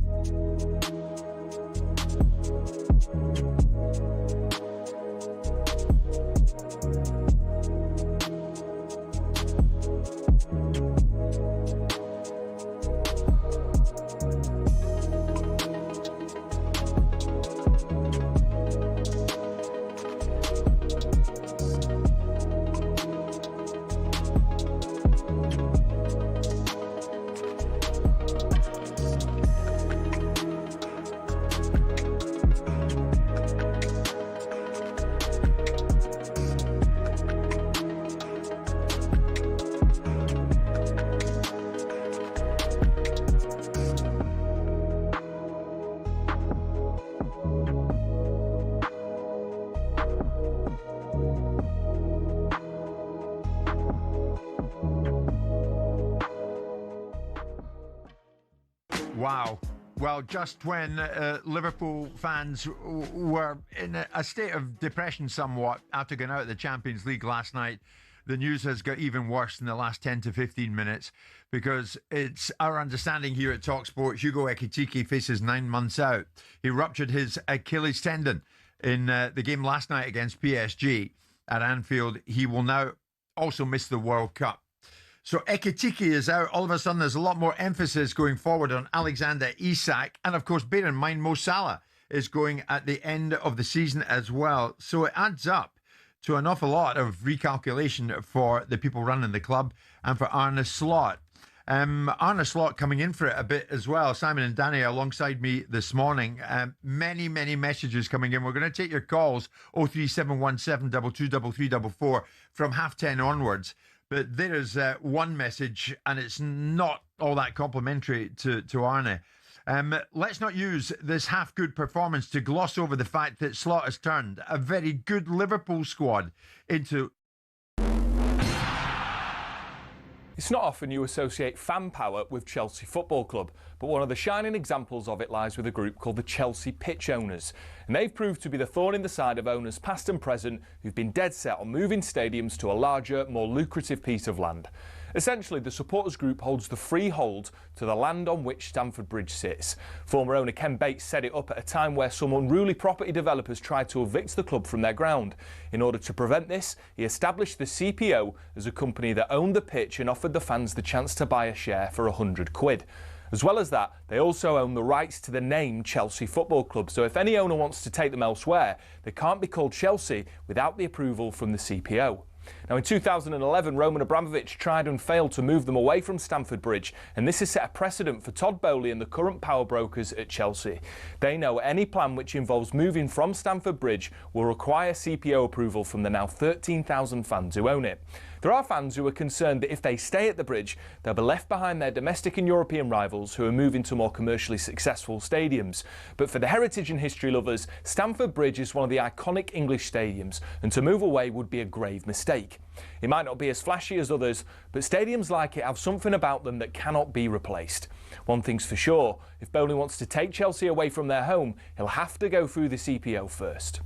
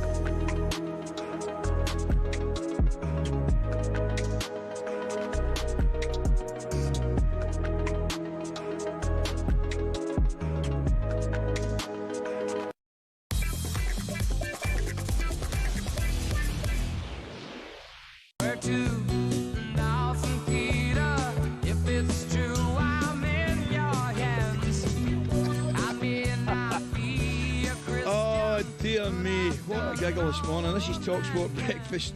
7:30. I've got to say, it's nice working with you, Pete. It is nice working with you. I'm trying to think, like Peter. What Peter could he be? Well, I think he must mean Peter Pan with you. No, Peter Beardsley. Peter Beardsley. There's Peter Crouch. Peter Crouch. Peter Mandelson. Oh, we don't want to go there. No.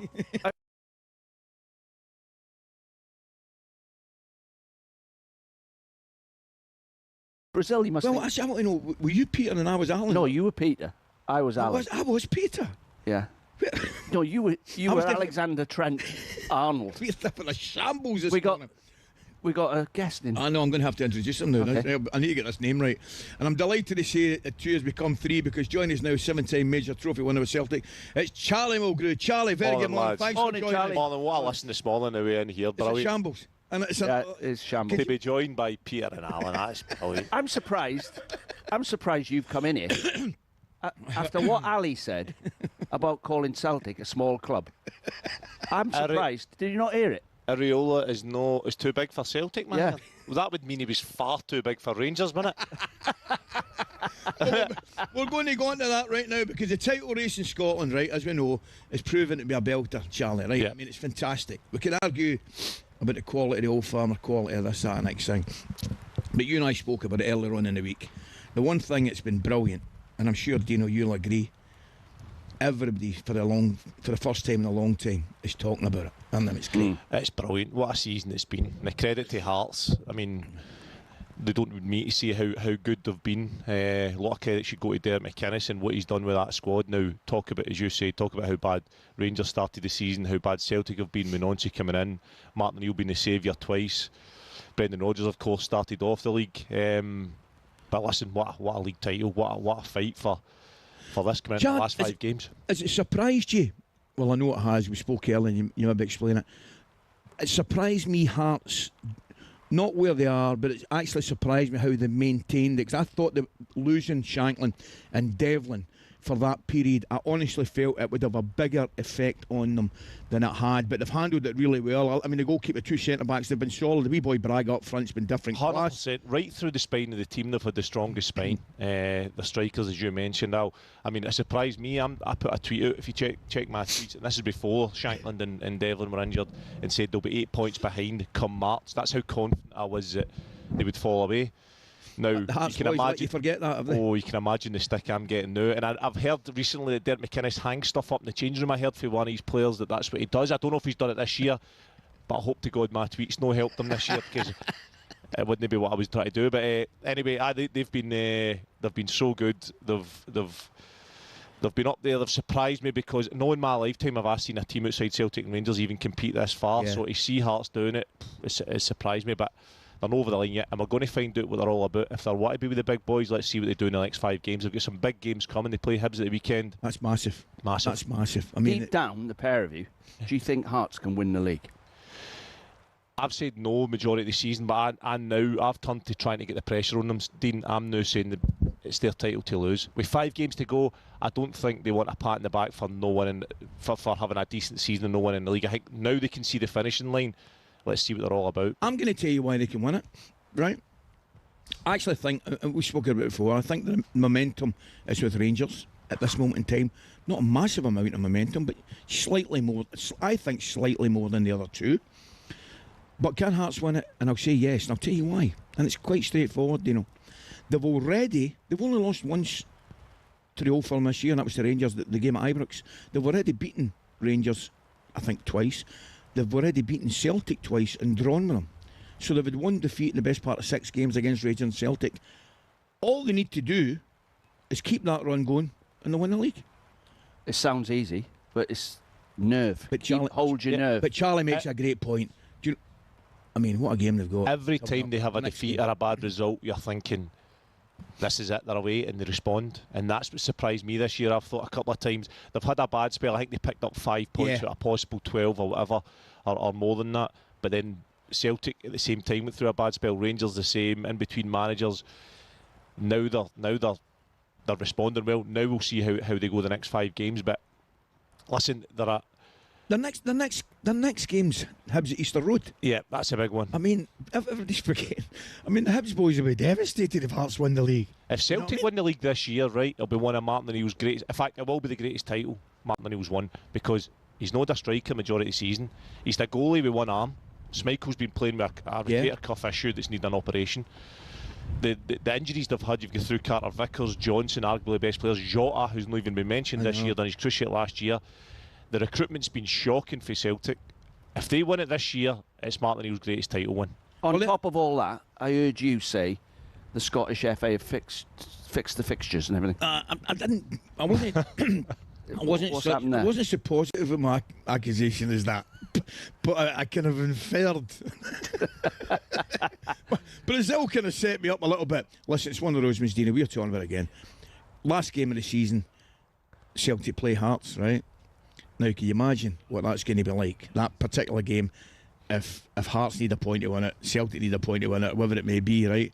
But then the flip side of the coin, Rangers go to Falkirk last game of the season. Now, Falkirk have got a big game tomorrow against Wheat Lenny's team, right? Scottish Cup semi-final. Falkirk played Dunfermline. And that's a derby, by the way. What a game that is going to be. Imagine Falkirk win, right? They play Rangers last game of the season, and they've got the cup final, the following week, whatever it may be. What kind of team are you picking? So what you're saying is that the last game of the season, Celtic might let Hearts win if they need to. Maybe not as strong as that. Maybe not as strong as that. But flip side of the coin, would your money be if Celtic needed to win, or Hearts needed to win the league to stop Rangers winning it? Do you think Hearts would get a result at Celtic Park? I think they might. I think they might. And the other way about. I'm not getting involved. That's the best.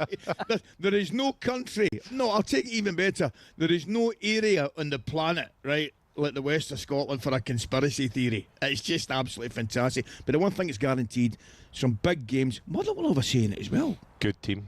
That's the thing. A little bit, Charlie, yeah, but he's done a great job, Ascow, hasn't he? He's done a brilliant job. I mean, what he's done with a team with Motherwell's budget this year, you should see them playing. The football they're playing, they play through the lines. I've not seen a team outside Celtic and Rangers play like that. What Bertil Ascow's done, and that's why he's probably a good option for the next Celtic manager. I wanted to ask you, what do you think of Bellamy for the next Celtic manager, fellow Welshman? Well, this is his first job, manager of Wales, isn't it? So, yeah, I think he's got a philosophy in his head that, like you say, philosophy. He's got like a way that he wants his team to play, and that's half the battle. Yep. When you stand up in front of a group of players and you're convinced yourself of what you're telling them's right, even if you're wrong, they will go with you. Yeah. But if you stand up in front of them and start making it up, we've had it. We've all had managers, and you think he's not saying anything because he don't know. So he does know how to get his team playing. Unfortunately for us, you can't sign players at international level, so the players really that aren't good enough to play the way he's trying to get them playing. But he's stuck with it, and he's done well with the players he's got. I'm not hammering the players. Do you know what I do like? The fact that maybe another potential Celtic manager, and it's another I'll love to see the kind of old ex-players. When I say old, I mean ex-players coming in, taking their badges, doing their bits and pieces. Frank Lampard's a great story down the road. Robbie Keane would be another one. I think Charlie would come into the equation.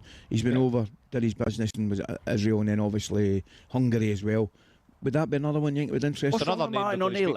What's wrong with Martin O'Neill? Well, we're assuming he's going to pack in. Yeah, and by the way, he might not, but I think he will. Right? I don't think he will. You don't? No, I think he loves it. It's in him. It's like Roy Hodgson. They've got that bug. No, I get that. Like, can't sit down. To manage Celtic and Rangers, right? Yeah. At that age, and it's no taking away from anything Martin O'Neill's done because he's been a saviour this year. But to go and do that, I mean, to manage it with that intensity, with that pressure on him, week in, week out, it's got to take its toll. And I think he enjoys it. I think Martin enjoys the aggro that comes with the job. I think he enjoys the pressure.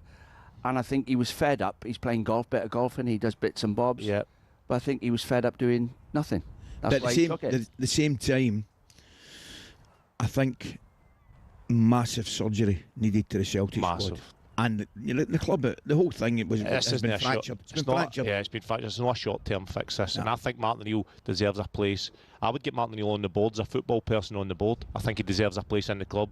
He's been a big part of bringing the fans and board back in a canonical way. The Green Brigade are back in. Everybody's together for the last wee bit, and he's played a huge part in that.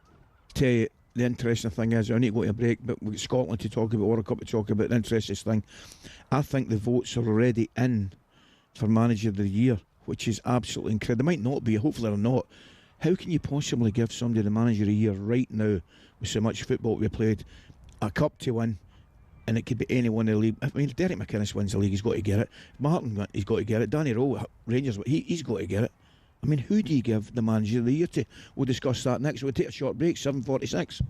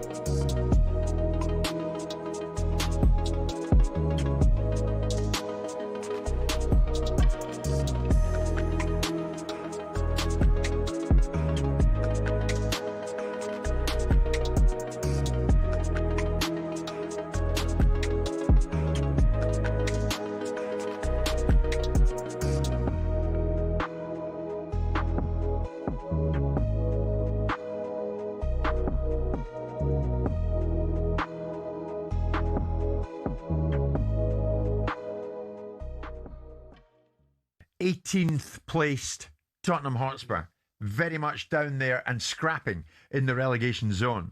Tottenham fans reportedly have called off plans for another pre-match parade to welcome the team bus before Saturday's home game against Brighton. Last time, didn't it?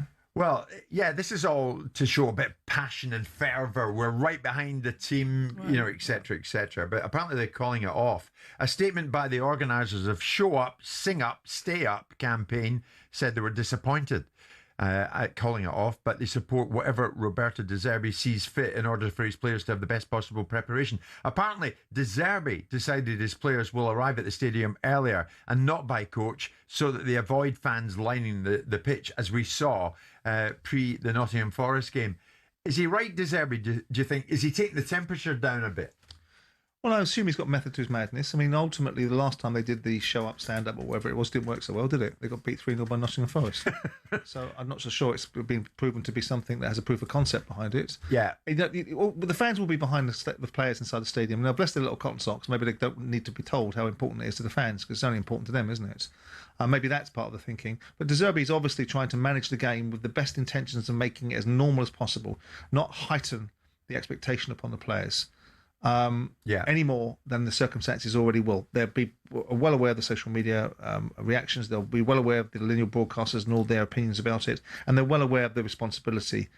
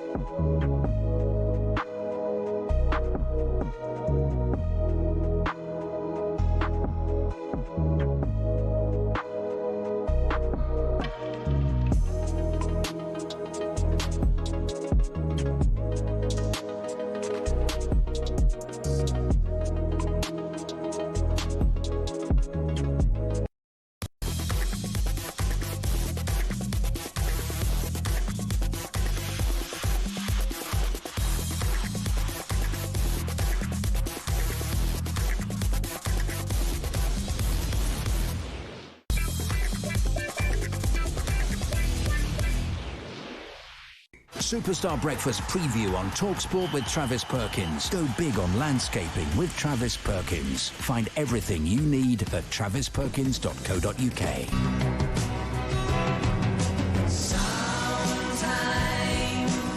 Oh, here we go. All I need is the air that I breathe. See that? That's connected to our racecourse, because we're here. Do you get that, Peter? And of course, I got it, Al. You know who that is? Yeah. You know who it is? All I need is the Yes, got you. Steve will know. That is surely the Hollies. Oh no. It's not ABBA, is it? It's the Hollies. It's the Hollies. Oh yeah, something there. Yeah, absolutely, mate. Come on. Sorry about that, Pete. That's all right, mate. No bother, and we'll move on. This is talkSPORT Breakfast live from Perth. I'm only joking. Ayr Racecourse for the Corrigan National. How well did I look after this year, by the way?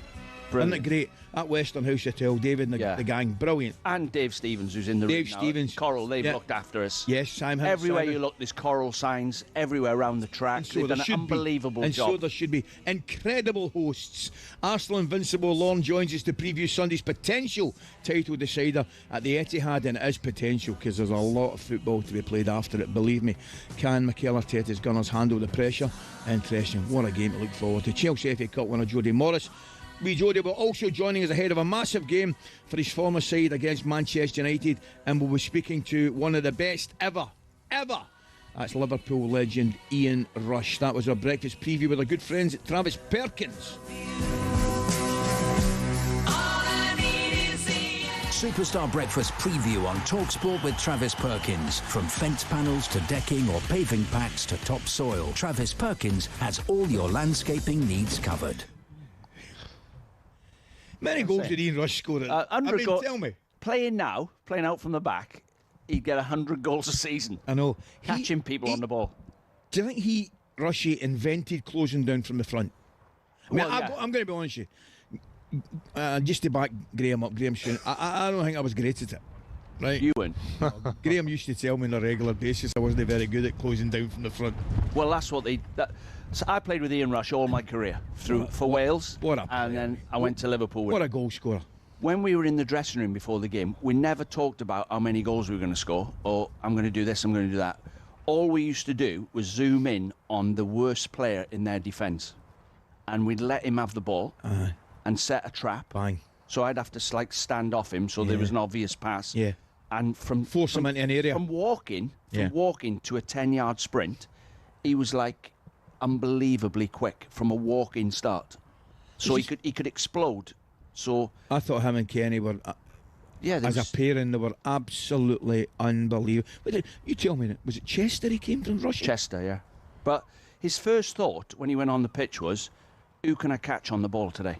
Yeah. I'll catch one of them. And he'd let you run out with it. He'd let you push it out with your feet, And as you pulled your leg back to nudge it again, he was in. Did they play for the back then? Was it as much as playing out for goalkeeper and stuff? I know you like that. No, we wouldn't allow him. So Anfield, right? You weren't allowed to run after the ball, get the ball, put it down for a goal kick, and play out from the back. There's no way we would allow you to play out from the back at Anfield. Yeah. The back four would be up on the halfway line. Bruce Grobbler's behind him. And go on, then keep kicking the ball out of play. Right, my question. So answer me this then, just quickly. What would happen in training if you'd done 11v11? Same thing? Closing down. No, I'm talking about if you're playing out for the back, would you just then still kick it to the halfway line if you were in training? We would. Grobbler would play out, right? Mark Wright and Steve Nicol were they're brilliant footballers. All of them were good on the ball. They're all great players. So if you ask great players to play, they can do anything. Yeah. But it's when you start asking players who can't play to join in the total football. Yeah. One of them gives it away. Quick question before we move on. In the modern day of whether it's 4-3-3 or whatever you're playing, generally speaking, maybe most teams, big teams, will go with one centre forward. In the days of partnerships, Rushy and Kenny, I beg your pardon, must have been two of the best. As partnerships go, that must have been one of the best of all time. There you are. There's a statement for you. Well, I spent a lot of time with Graham Souness, obviously, over the years. He signed me 5 times. And once a month, he would say Kenny Dalglish is the best player I've ever played with. There you are. He would say that. Of all the players he played with. Very difficult to argue. Right, we're moving on. What have we got into now? So much going on with Charlie. Charlie, here's one for you, right? We're going to discuss some players that you played with as well. Van Dijk, right? Now, I've got more, you know him a lot and played him a lot better than I did, but I've got my own theory on Van Dijk, particularly at Celtic, right?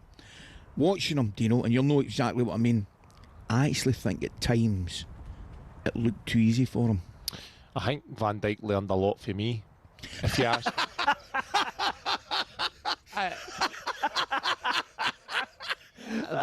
He does a lot of radio stuff in Holland and he talks a lot about me. But anyway, we'll talk about him now.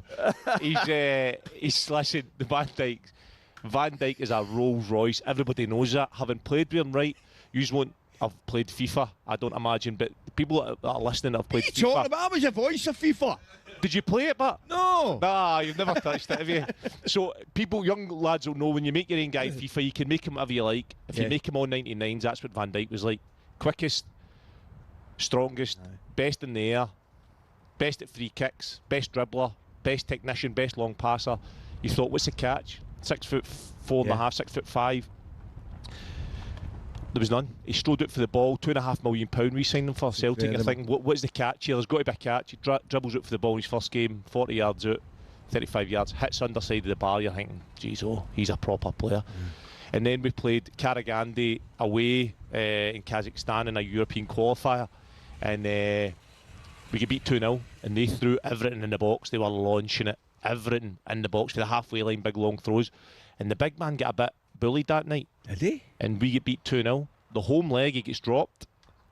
gets dropped, and we played Lustig right centre half, who's a right back, and we won 3-0. So right away that night you're thinking, big man's no the best in there. There's his issue. Quickly solved that. Nobody beat him in there after that. He said the word Rolls Royce. That's exactly how you describe him. Yeah, Alan Hansen was a bit like casual, bit like that. Wasn't he? He was a Rolls Royce as well. But I think he's getting a bit of stick. And Canate, I think Canate's a great player as well. Yeah. But he's lost Andy Robertson at the side of him. Yeah. I don't think Kirkes is as good as Andy Robertson. Canate's lost Trent, and he's played with 7 different right backs. Yeah. And when you play centre half, you've got to trust the full-backs, haven't you, to be in front of you. You can't step up, you can't get your line right. Yeah. And I think the 2 centre-backs have suffered, and the goalkeeper's been injured. Yeah, you're bang on, Dino. As a centre-back, you never, it's not just down to you. You're relying on your midfield to do a job. You're relying on your full-back, you're relying on your keeper.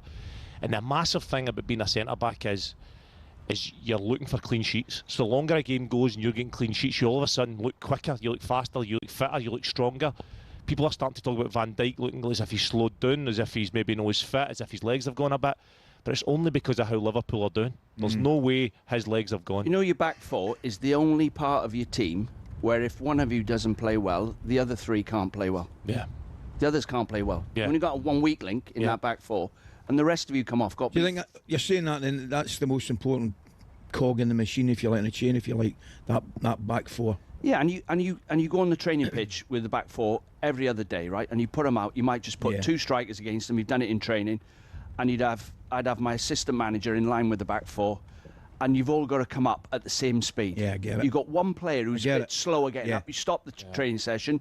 You're taking too long. Get up a bit quicker. When the ball's no pressure on the ball, all of you drop at the same speed. Yeah. And you work on it, don't you? You get a few injuries, stick a few players in, and the whole thing goes to pot. And another part of that, a huge part of that, is a goalkeeper. If your goalkeeper's no making saves and if goals are going in easily, then it kills your spirit because you're trying to keep that clean sheet. Bang on. I keep saying, I think, look at Manchester United, the difference in them. They've signed some good players, but one of the big things is the goalkeeper. Need to go to a break, guys. It's 8 o'clock. Stay with us.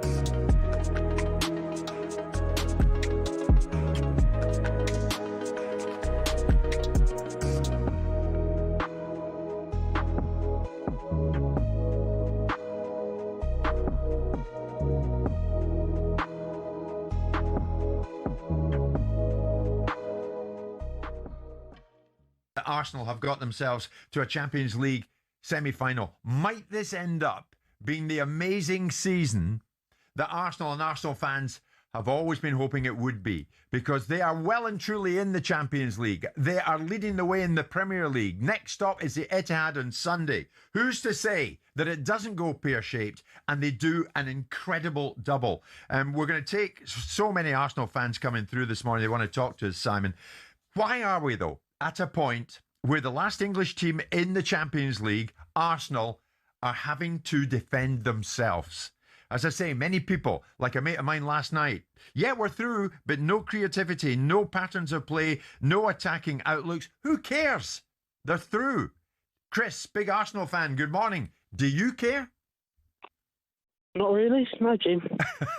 I didn't think you would, mate. What's your honest thought on this? Because so many critics are having a swipe at you.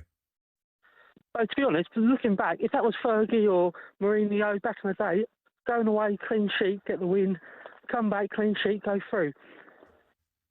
Move on. Yeah. So what do you think is driving this narrative of Arsenal? It's the way they're doing it, though. It's the way they're doing it. You know, Arteta is saying the coverage they get at the moment, Chris, is more or less like the coverage a relegation threatened club would be getting. It's a bit clunky, isn't it, as such? We're not going through playing smooth football, banging in goals, but If we won last night 6-4 on aggregate, it would be carnage, wouldn't it? Everyone would be saying we can't defend. Would you give up the chance to play for your country, to become a global star of your sport and earn big money doing it? Well, that's the choice facing rugby players right now because of the proposed new R360 League. Led by 2003 World Cup winner Mike Tindall, it's already being backed by major investors. Its goal? Turn rugby union into franchises, not clubs, add some serious cash and a bit of razzmatazz. Or in their words, make the game more watchable, accessible and entertaining, especially for younger audiences. But there's been a huge pushback, a massive no way from the current game. So what exactly is R360 and why is it controversial? Rugby union is facing challenges on a domestic level right now. There's huge financial instability across even top-tier clubs. The English game has seen leading clubs like Wasps, London Irish and Worcester go out of business in the top flight. The Welsh provincial game is in total disarray too. R360 says they would remove what are easily some clubs' biggest expenses, i.e. the big stars, and therefore make more of them profitable. So the plan is to inject a new lease of life into the sport. But how exactly? Top stars of the men and women's game playing for a franchise-based league with fixtures in cities like London, Miami, Tokyo and Lisbon. Each city would host a tournament featuring all the franchises during a short 3-month season. And though no players have officially confirmed, reports suggest around 200 have signed pre-contracts, some worth up to 750 grand. And if that's the pre-contract, you can imagine where the full wages will get to. Problem is, the rest of rugby says no. In fact, no way.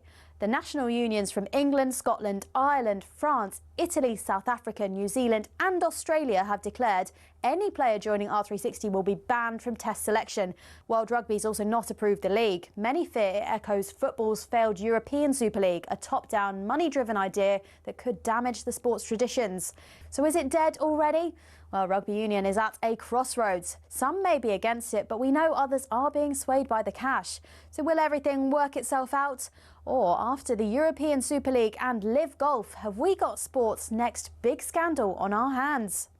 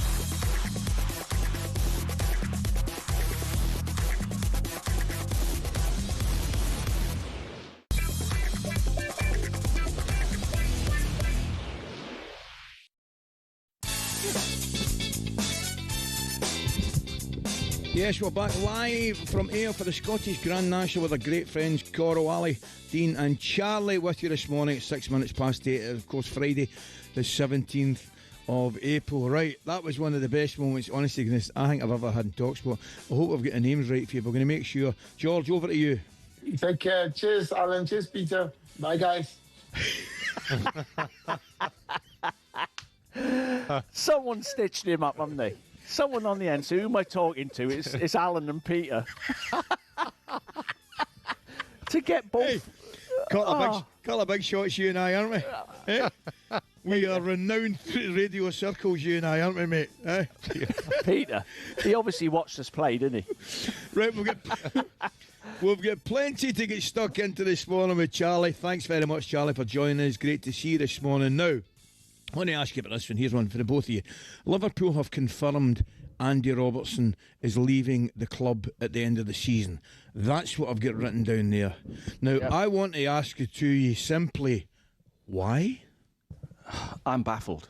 If you said to me, give me a list of 6 best left-backs in the world, I'm still naming Andy Robertson as one of them. He's better than Kirkes, in my opinion. His legs have not gone. He's 32, not 35, 36. Just turned 32, by the way. 32 March, I think it was. And just by him being his positional play and when he travels forward and the angles he makes and the passes, the right delivery, his all-round game, he's a top-notch player. Kirkes is trying to get to that level at the minute. Normally, he would be in the reserves for 12 months. I totally agree, and you've covered all on the pitch. Off the pitch, you can see he's a clear leader. You can see he has that change room. You see what the change room say about him. He's tight with Van Dijk. Maybe that's the problem with Van Dijk as well. Maybe he misses him beside him, his mate beside him. They know exactly how each other play. I can't believe it. I mean, any time he's came on, he's been. You think, right, he comes on and he scores, he plays games and he scores, he makes a difference. You think, right, now he's in the side. You can only say that Slot doesn't fancy him. It has to be. It's got to be simple as that. Has to be straightforward as that. I think I can't remember the game he came on or he started at Wolves or one of the games, and it's just a different level. Takes it, gets down the wing. And I think throughout the season, I've seen a bit of Liverpool this season, and it baffles me. And I think Kirkes is a good player. I don't think, they've had problems in full-back positions. I'm not about it with Frimpong. They've missed Trent, and I don't think they've played Andy enough. I think Kirkes will want to be the player that Andy Robertson kind of still is. Yeah, and you don't just arrive at Liverpool and be, top Champions League winner. It's only class horses run here today in the Scottish Grand National. Andy Robertson is the equivalent of that. He's a class, top-notch left-back. Kirkes is trying to get there. And at the minute, I think it's costing Liverpool games. Obviously, they've lost Trent, they've lost Quansah, Harvey Elliott, Núñez, sadly Jota, Diaz, Kelleher. He would be playing now. Well, do you know what's they've lost amazing? Too many players. Do you know what I think? Clearly Diaz in that forward position.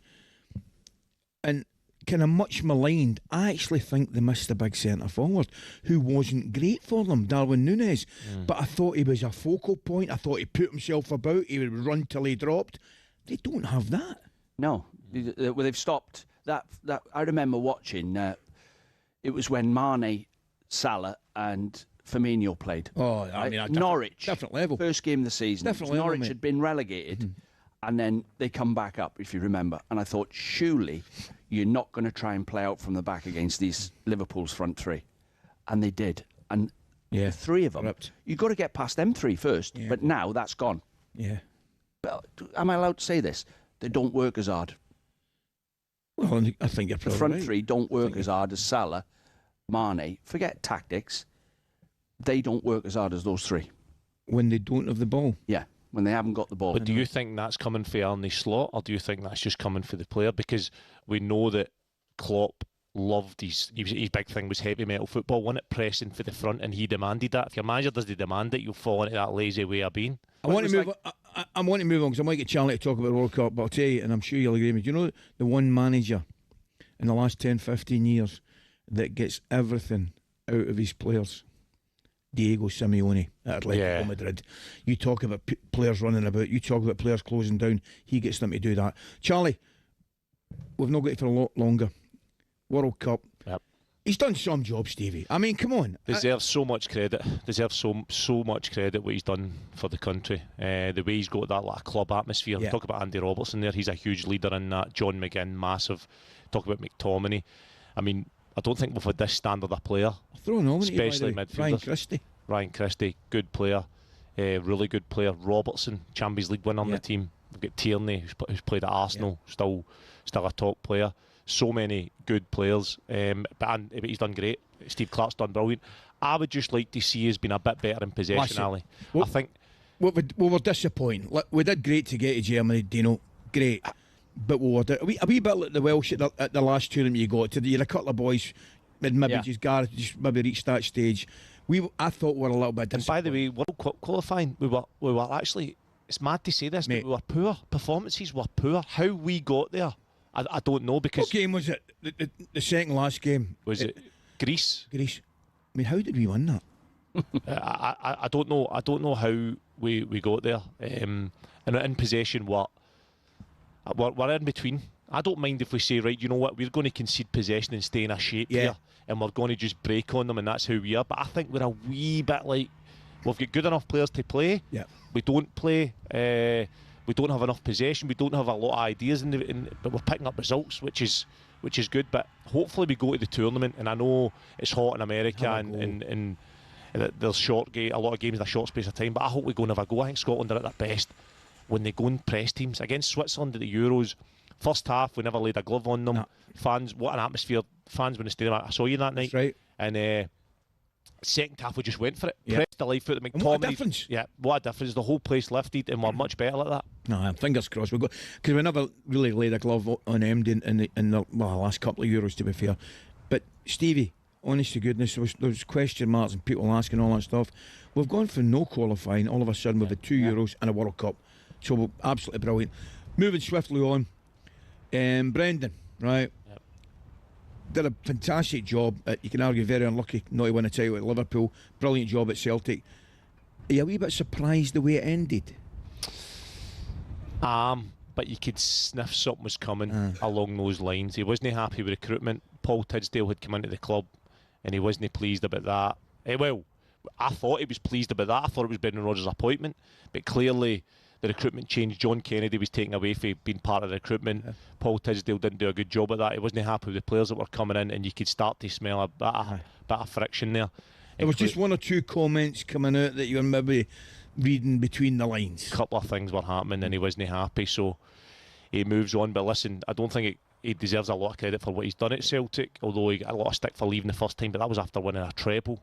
And he was near enough on the road to winning a quadruple treble. Then he got that one over the line, and then he comes back, does a great job again, wins a double, and he moves again. But yeah, it's disappointing the way it finished for him. You could see things were going to happen, but hopefully he can be remembered in a good light, because I'm starting to see what. I think he's earned that. I really do. See, on the recruitment side, I've been now. What they'll do, they'll come to you and say, "I got 4 left backs for you. You want a left back? Oh, we've got 4." And I go, "Who are they?" And they show you the left backs, and you go, "Right, which one? He's my first choice. I'll have him. I know him." And you end up with the 3rd choice. Yeah. And then what resentment starts coming in? Right, that player you give me, I told you I didn't want him. Yeah. And you've still brought him in, so I'm not playing him. Yeah. And then the owner starts saying to you, "Why are you not playing him?" Yeah. And that's when the friction starts. Yeah. A Brian Clough would sit in front of you, and if he didn't like the look on your face, he wouldn't sign you. Yeah. Let alone playing football. Yeah. He got a feel for your character. Yeah. So the manager should pick the players who are coming into the club. Well, that was the issue. We didn't know who was actually picking the players, and there was players signed for 11 million. I think there was 25 million spent in 1 year, and they were all sat on the bench for the Champions League qualifiers. And that's where you think, well, was that Brendan Rodgers that signed them? Because then he should be held accountable. And if it isn't, then who is signing them? Because as you say, the manager must have the final say, must have a big say. Charlie, we're nearly out of time. I need some predictions off your Scottish Cup semi-finals for start tomorrow. Dunfermline Falkirk. I think Can Lenny do it? I think Dunfermline are going to win that one. I think he's a big game manager. I think he's a man to take a team like Dunfermline to a cup final. Perfect, having played in his team that beat Barcelona. I don't know, it's hard to put your finger on it, but he gives you that belief that you can go and win a game as underdog. I think Dunfermline will beat Falkirk. Hopefully they win, because then Falkirk will be able to concentrate on Rangers last game of the season. That'll keep their mind nice and See what I mean? You know, that's what I'm up against. You know what I mean? Yeah. He's no interested in that. He's only won Dunfermline so Falkirk at full strength. Next day, Celtic St. Celtic narrowly, but Craig McLeish deserves a lot of credit for what he's done with St Mirren. He's tried to play football a bit differently to Steve Robinson did, and he's done a good job with them, picked up some good results. I think that'll be really tight, but I think Celtic will get it over the line. How Celtic have, honestly, be honest with you, Celtic have been rubbish, but they're picking up results. They're playing without a striker. I think they'll win it narrowly. If Martin O'Neill can get them a fight, if MD can get them a final, it's Martin O'Neill. I need 2 teams: Everton, Liverpool, Manchester City, Arsenal. Man City are going to win that, and Everton are going to win that. Brilliant. Charlie, thanks very much as always, mate. Great to see you. Hopefully you've got a warm invitation to come here any time you like. It's a pleasure. It's a pleasure. Peter. I knew it was getting in. Peter, sorry, you Alan. Thanks, Brian. Peter, thanks for coming. Cheers. Lovely, Steve. Thank you. Thanks a lot, mate. We're going to take a short break, 8:17.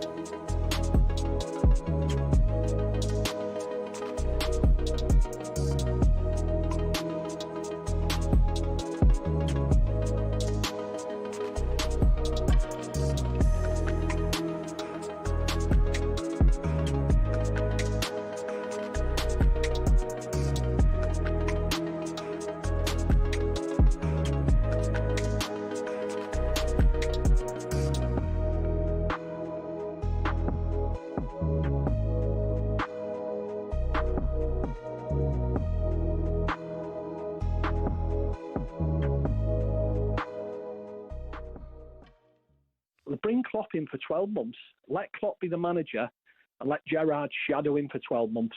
Let him learn from him. What are you on about? And then let Gerrard bring in his own team, because every Liverpool fan in the country, and I know they're listening to this now, would love Gerrard and Carragher on that touchline at some point. Bobby, what are you on about? You don't think it's happening? It's extreme, but... What do you mean it's extreme? Jurgen Klopp's not coming to Liverpool for 12 months to teach Steven Gerrard how to be the Liverpool manager. What are you on about? That's not happening, Bob. It's What do you mean, why not? I think. What do you mean, why not? Things that have happened in football. Do you think this is charity? That have happened in football. No, but I think there's worse things that have happened in football. Jurgen Klopp is not taking over Liverpool. No, you ain't doing it. No, I'm not saying on a permanent basis. I'm saying if he was shadowed. Bobby.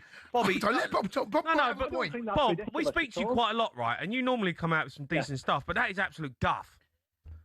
I don't think it is. No, it is, mate. You're miles off it. You're miles off it. Jurgen Klopp's not going to turn up at Liverpool, come back for 12 months to shadow Steven Gerrard. What do you think this is? No, worse things have happened in football. Well, that's what they'd be doing if they brought Alonso in, if they wanted to bring Steven in as his number two.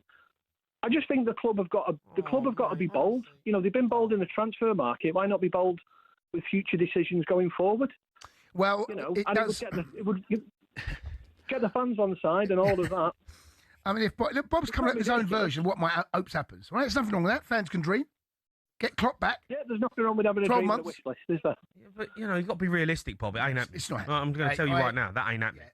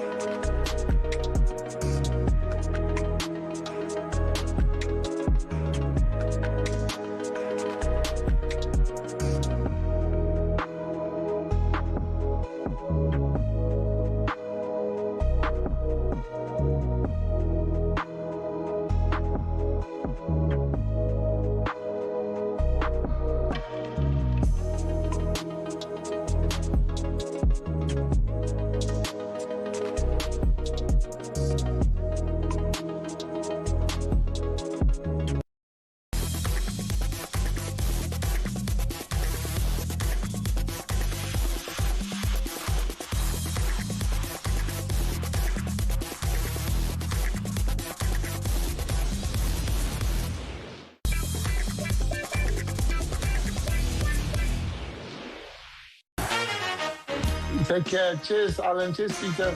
Bye, guys.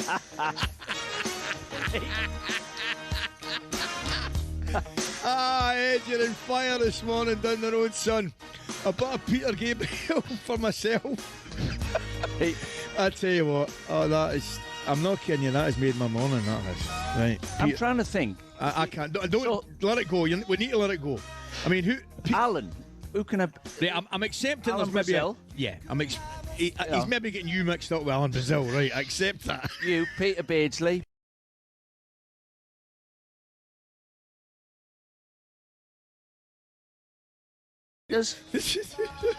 Can't think of any more, but where's it? He'd be cringing, George. I'm drawing the line at Sutcliffe. Right, we're moving on. This is talkSPORT Breakfast with Arnold Clark. Buy a used car and get free 2-year service plan, plus get an extra £500 with your part exchange. Shop the upgrade event today. It is, believe it or not, it is Ally and Dean with you this morning. Okay, time to move on. We're going to get the latest odds with Coral and Steve-O. The Coral Daily Download on talkSPORT with Coral. We're here for the Scottish Grand National. T's and C's apply. 18+, gambleaware.org. Steve, well, first thing I've got to say is a very, very good morning. Very good morning, Peter. Alan. Alan, you're looking well anyway. Thanks. You're looking sharp. I've got to say, you've got to hand it to Ali, pundit of the year on numerous occasions, one of the most popular broadcasters in the world. Not if you're George Boateng, he's not. And He's taken it well, Right. Dino. I loved that. And you're only as good as the player playing next Correct. to you. So I'm That's like, very true. I'm like Kirkes dragging Van Dijk down. Well, on that subject of Van Dijk, I bet the two of you never realised it was all down to Charlie Mulgrew, did you? No. Eh? Fair play to him. He delivered that line beautifully, Brilliantly. didn't he? Kept a straight face. Unfortunately, you two didn't. So it was brilliant, wasn't anyway, it? welcome. It's Dino. It's lovely to see you here. No, Ali, thanks. we spoke earlier in the week, and I spoke, waxed lyrically about how there is a microclimate here in South Ayrshire. This is just not this year. This is the first time. But do you know something, Steve? I have to inform you, right? This isn't rain, right? You're just sitting with everything crossed. You don't get rain, right? This is just not sunshine. Right, there's a big, big difference. It will pick up. It's a little bit windy outside. We came out first thing this morning. It's pitch black. Couldn't see a thing. The horses come out maybe about 7 o'clock for a canter. It's great. Boiling hot out there, Ali, isn't it? Oh, It's boiling hot. It's a slightly different Coral Scottish national meeting this year because last couple of years, Dino, Willie Mullins has literally come over with the battalions because he's been chasing Dan Scouten in the Trainers' Championship. This year, Dan is flying £2.5 million clear, I think. He's won. He's champion, which is brilliant. Congratulations to Dan. Willie's only sent one. He's won the Scottish National for the last 2 years. He relies on road to home tomorrow.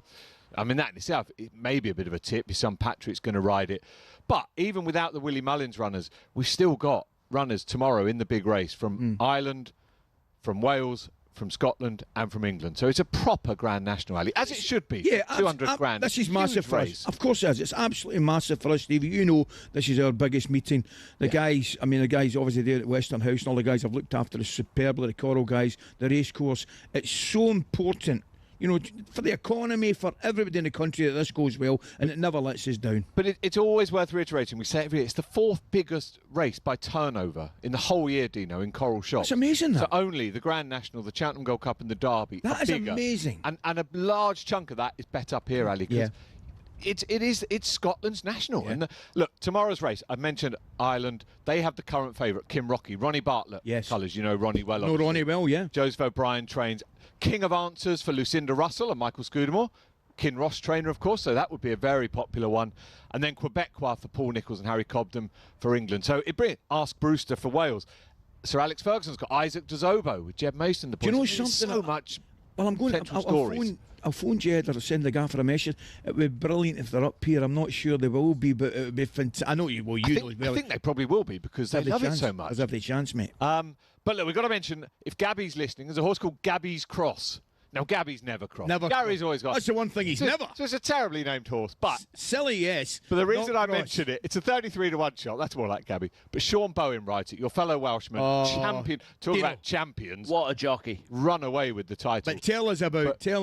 Have you seen? The You video. have seen the clip. Have you Brilliant. seen it, Ali? Simon sent me. It's brilliant. So It's a send-up, isn't it, Coral? We should just. It's an impractical style Joker's prank where we got Sean and Brendan Powell, another top jockey who we sponsor.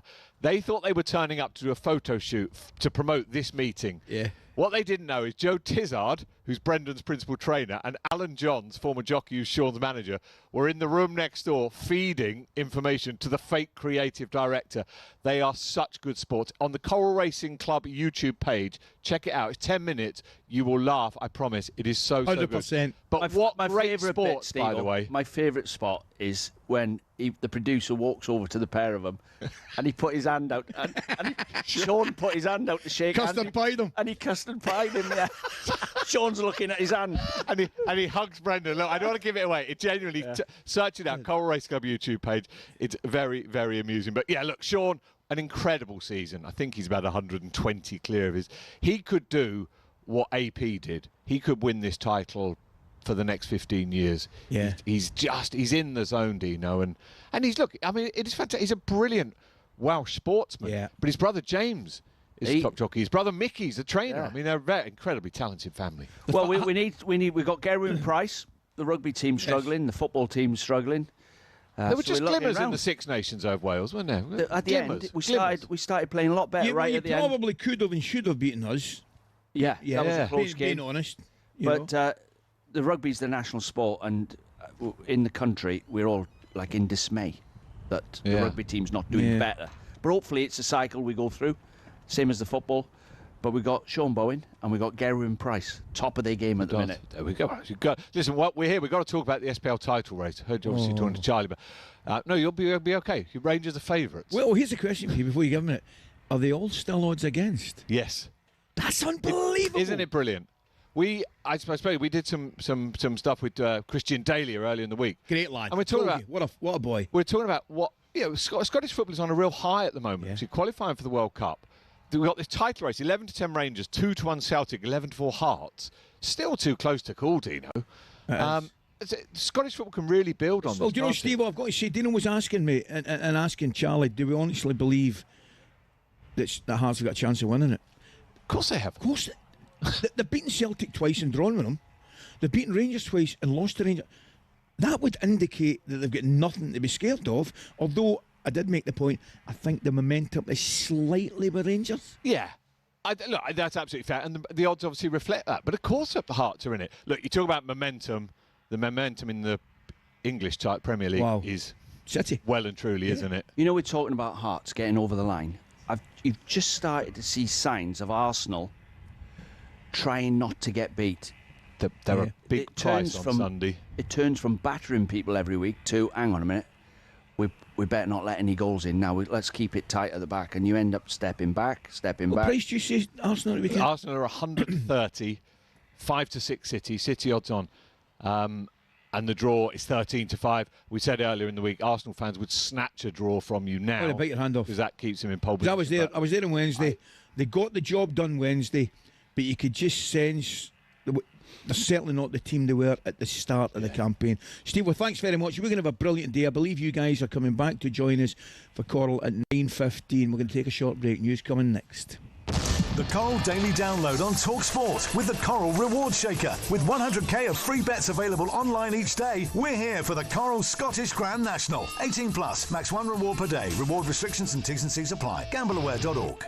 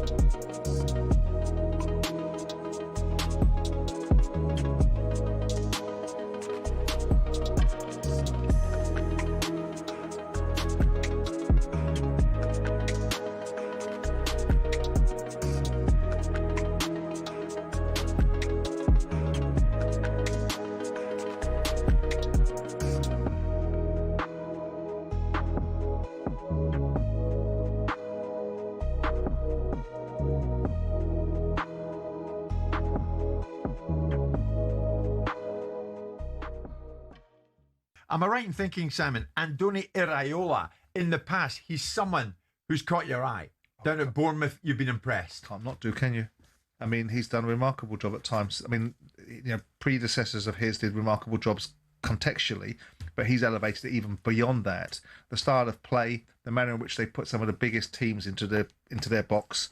They've had players repeatedly sold from underneath them, and yet still managed to produce a talent pool. They've had players sold at the beginning of the seasons, players at the middle of the seasons, and yet the guy has worked the oracle.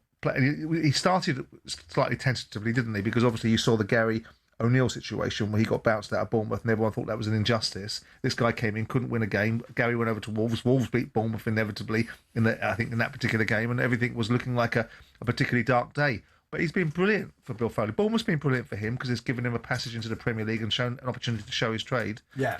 But he looks to me like a manager that's going in one direction, and that's up. The question will be, how will he go when he manages bigger players in a bigger football club that has bigger expectations than Bournemouth, irrespective of Bill Foley saying that they can afford whoever they choose? Yeah, well, the direction we know he's going in is the exit door, because he'll leave the football club at the end of this season when his contract expires. Do you think, Danny, he's going to be widely coveted across the Premier League? There's no reason why not, because he's unapologetically himself. Ever fancied having a beer in the stands while watching your team at the Emirates, or at Anfield, or at Stamford Bridge? Well, this season you actually can. Drinking alcohol in the stands at Premier League games may still be illegal, but the Women's Super League is doing something different. And here's how we got there. Back in the 1980s, football had a serious image problem. The sport was plagued by violence, pitch invasions and beer-fuelled chaos. Then, in 1985, Margaret Thatcher's government stepped in. They introduced the Sporting Events Control of Alcohol Act, banning alcohol in view of the pitch across England and Wales. Since then, many fans and clubs have called for the law to be relaxed. But despite attempts to change things over the years, authorities just haven't been convinced fans can be trusted. But in January 2025, something did change. The Women's Championship, now called the WSL 2, launched a trial allowing fans to drink in the stands. The reasoning? Well, fans at women's matches tend to behave differently. Less aggression, more family-friendly vibes. As a result, select WSL and WSL 2 stadiums are now allowing fans to drink alcohol in view of the pitch. It's been a landmark move showing growing trust in fans and recognising that women's football is building its own culture. So could the men's game be the next to leave the 1980s behind? Well, maybe, if fans can prove they can handle a pint without pitching it at someone. Yeah, don't hold your breath. Until then, it's Bovril all around. Cheers to that.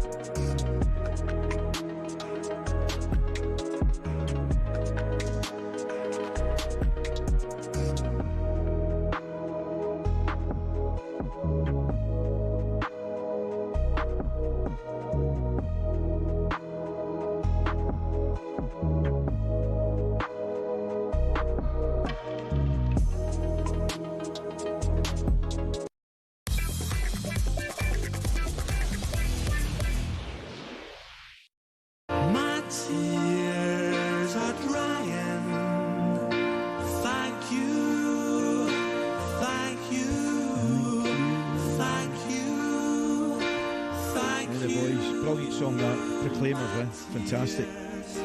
Got to say, when a Hibs fan sang that, it's good. That is good.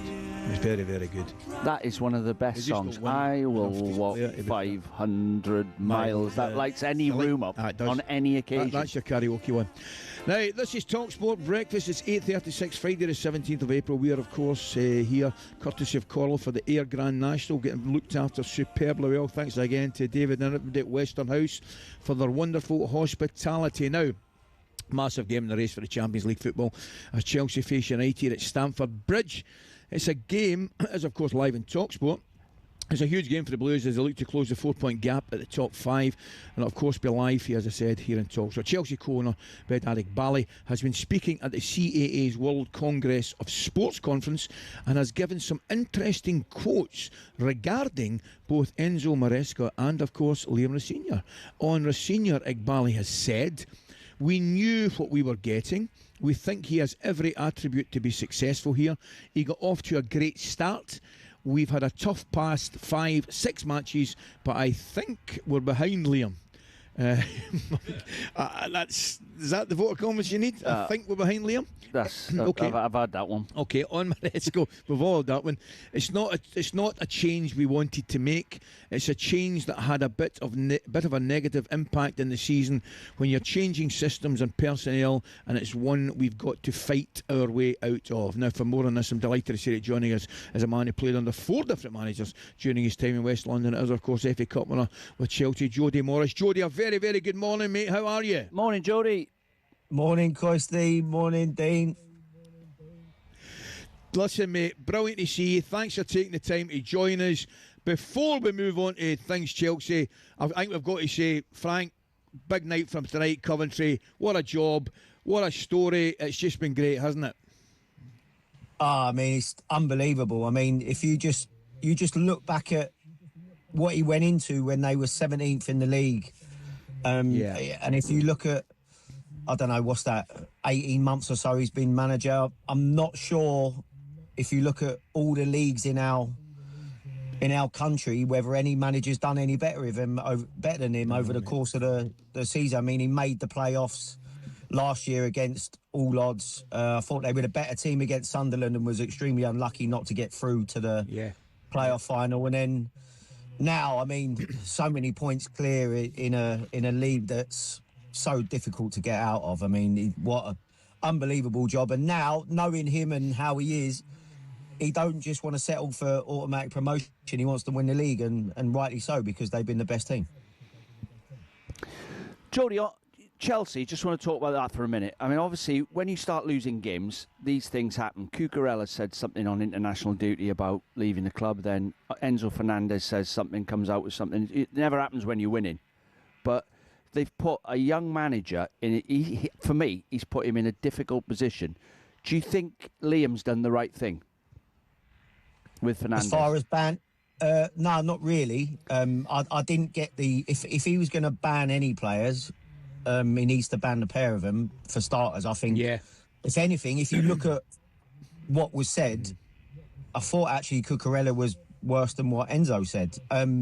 Me personally, I wouldn't have banned the players anyway. I mean, it's just one of them. I think the club needs to have a chat with them, maybe fine them, but and just crack on. But if you are going to do it, listen, we don't know what happened in those private meetings. You never know. Enzo might have been a little bit different to Cucurella in the meeting, and they thought, oh, we've got to ban him. But I didn't see the banning one player. I just thought, how can you separate the two? And if anything, the one who never got banned and was getting praised about what a great character he was, he actually was worse than the other. So I didn't see that one. But listen, you don't know whether that's them putting pressure upstairs or whatever. I just didn't get the banning of a player. I didn't get it. I mean, we've all been there. We've all seen the amount of internationals that go away on international break. And that's why the pair of them are out of order. They're supposed to be the leaders of the group. They know full well what they're doing when they go away. It's not like they're 17-year-olds going away with a national team and then knowing that nothing's going to get back. They're both out of order. 100%, mate. I mean, is that what it's come? Is it come to one of these situations before every international break? You've got to say to the boys, right, lads, you know what's going to happen here. You're going to wait to a different set of journalists and they'll ask you different questions, and all of a sudden, because invariably and inevitably, that's where the stories come from. Surely, Jody, it's not got to the stage you're going to have to say before every international trip, be careful what you're saying at press conferences. They're big enough. No, absolutely. We like I said, we know full well this has been going on for years. Like people that would say stuff when they're away with their international teams, you don't have to say that because they know full well what they was doing. That's what makes it annoying, is that you go in, you're just bringing more pressure and more focus away from stuff that needs to be addressed. The performances on the pitch need to be addressed, not all this rubbish behind the scenes about whether a player wants to leave or who should have sacked who and stuff like that. I mean, you don't need to tell players that. They know. That's why you go. That's why it's more out of order, because they know what they were doing. That, like, we all know. Yeah. Listen, that, like I said, they're not young kids. Jody, I'm looking at this table here, and obviously the fight for Champions League places. Manchester United have really picked up. You know, the result on Monday aside. Apart from that, you know, Villa have improved obviously slightly. Liverpool having the problems. Clearly Chelsea having the problems. Brentford, if they beat Fulham, Everton, if they beat Liverpool. I mean, Chelsea are going to have to regroup and find a little bit of form, mate, aren't they? Yeah, we're not in a good place at all. And in fairness, although a lot of the results were going our way previously before the last 4 or 5 games, I still don't think we was playing very well. We got over the line in a couple of games. But yeah, it is a worry because, I mean, the fact that there's now 5 places that can help, that can make you qualify for the Champions League, and we're even off that, we're actually closer, I think, to 12th or 13th or something than we are to getting into the Champions League places, which is disastrous, I think, for the football club, and basically just shows where we are at the moment. I mean, I can't see us getting Champions League football, but the only, I suppose, saving grace that we can maybe fall upon this year is that it's been a year where no one's really doing great for long periods of time. And you go, okay, Liverpool are ahead of us at the minute, and we all know how badly they're going. But, you know, when you go, I don't know, people were hammering Palace not too long ago and saying what a bad season they're having. They're like 4 points behind us or something. Do you know what I mean? I know. Well, it's not great. It's not great. I was going to say to you, mate, I mean, United look as though they've got problems, particularly at centre-back. Maguire, Martinez suspended. You know, as I mentioned, the result Monday aside, they've picked up. You know, it's a tough one for Chelsea. How do you see the game going, mate? I think you're right, though, Coisty. I think that's the only, well, not the only, but that one of the positives we can take is that it don't look like they're going to have any experience at centre-half. So that'll be maybe something that we try and capitalise on. And obviously we can maybe look at the Leeds game and maybe take a little bit of positivity from that. But at the moment, the performance that Leeds put in against Man United away, I'm not sure we're capable of that at the moment. High energy and getting after it. I'm not so sure. But I think we are, well, before how certain runners gone. We used to be under Maresca. I felt we was better against the better teams. It was the lesser teams that we couldn't break down. It was a bit of a problem. Now we've managed to get by them, and then we keep falling short of anybody that's decent, basically. So I'm a little bit worried about that. I thought Jody done a magnificent job not getting sacked until he did. You know, I thought he'd last about 6 months because. And for the simple reason, you've got 44 players in the dressing room. No matter what happens at the weekend, you've got more unhappy players than you have happy players. And he managed to get round it. Because normally you lose a game, they're all knocking your door. I get it. So I think he done a good job there. Jody, before I let you go, mate, it's all heating up here, mate. Have you managed to catch Dell at all with the old jam tarts and the Rangers and the Celtic and all fighting out up here, mate? Have you managed to speak to them? Do you know what? I was gonna say it to you, Coisty. Like, I've messaged them all the time. Every time they get a decent result, or whether Rangers or Celtic fall, I'm like straight onto him on a text going, "Get in there." I'm like, listen, he's our mate, Coisty, isn't he, Dell? And I know you're Rangers, but come on, you must want Hearts to get over the line. Come on, I'm putting you right on the spot. He's our mate. There's something happening in the line, mate. It's kind of breaking up there. You've lost your marbles if you think I want the Jambos to win the league before the Teddy Bears. Come on, Jody, man. No mate, chance. Listen, I'm Rangers as well, but I definitely want Dell to get over the line. I mean, what an amazing job he's done, Dell. Like, he's such a top man. No wrong. Obviously, we're lucky to be pals with him, but he's done what an 100%. amazing job, and it'd be brilliant if they can split the old firm up like for 1 year. God knows they've got a chance, mate. Jody, I'm telling you, they're still right in the thick of it. Don't worry about that, mate. And he'll have them wound up for it, as you know. Great to talk to you, mate. You're looking well, and thanks very much for your time, pal. Good. See you later, Alan and Peter. Take care, lads. See you, mate. They're all on it. Former Chelsea midfielder and coach Frank Morris there. Don't forget, you can listen to that game live on talkSPORT tomorrow with kick-off from 8 p.m. Wee Jody, brilliant. You always get me the same way, don't you? Well, he's a good lad. He's chirpy. Magic, chirpy. I just had a text from Andy Mangan. Remember Andy Mangan? Played for me at Wrexham. Yeah. He was assistant manager at Bristol Rovers. He's gone from... He got Player of the Year at Hyde, which is the highlights of his career. He's now the coach of Brazil. No, he's on his way. He nearly went to Real Madrid. He's listening. With Carlo? He's listening. He'd be laughing his head off. But that's brilliant. I tell you, we've got to go to a break. I had a sit down with Carlo about 3 or 4 months ago for an hour, wee hour's interview. He was different class. Was he? Oh, mate. Do you know that way you just sit and you're comfortable right away? And Blair, and I said, "What?" He went, "Ask me anything." One of those ones, and away we went. It was magic, mate. Right, I've got to take a break, Dino. Unfortunately, 8:47. Stay with us.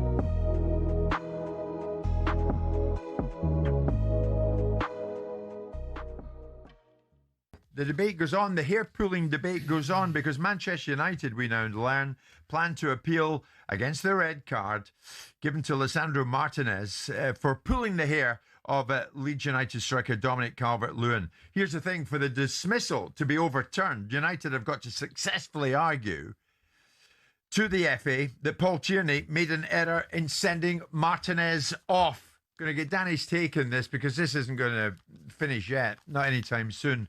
Michael Carrick said this about the sending off and the incident. Shocking decision to send Leach off. It's 2 games in a row we've had decisions like that go against us, but that one I have to say was one of the worst I've seen. So you can elbow Lenny Yoro for the first goal in the side of the head, leaning arm obviously, and then you can throw your arm in Leach's face, and then as he's off balance because of that, and he half grappler and he kind of half touches the back of his ear, which then pulls the bobble out, which then leads to look like I don't even know what it looks like. It's not a pull, it's not a tug, it's not aggressive. He touches it and he gets sent off, and worst of all, he was actually sent to overturn it, clear and obvious error. It's shocking. Shocking according to him. Not so Martin Samuel in the Times. Now we know where we stand. Players, coaches, supporters, everybody. Hair pulling may be a playground tactic, but it is a red card offence and a 3-match ban. Got that? Good. Now...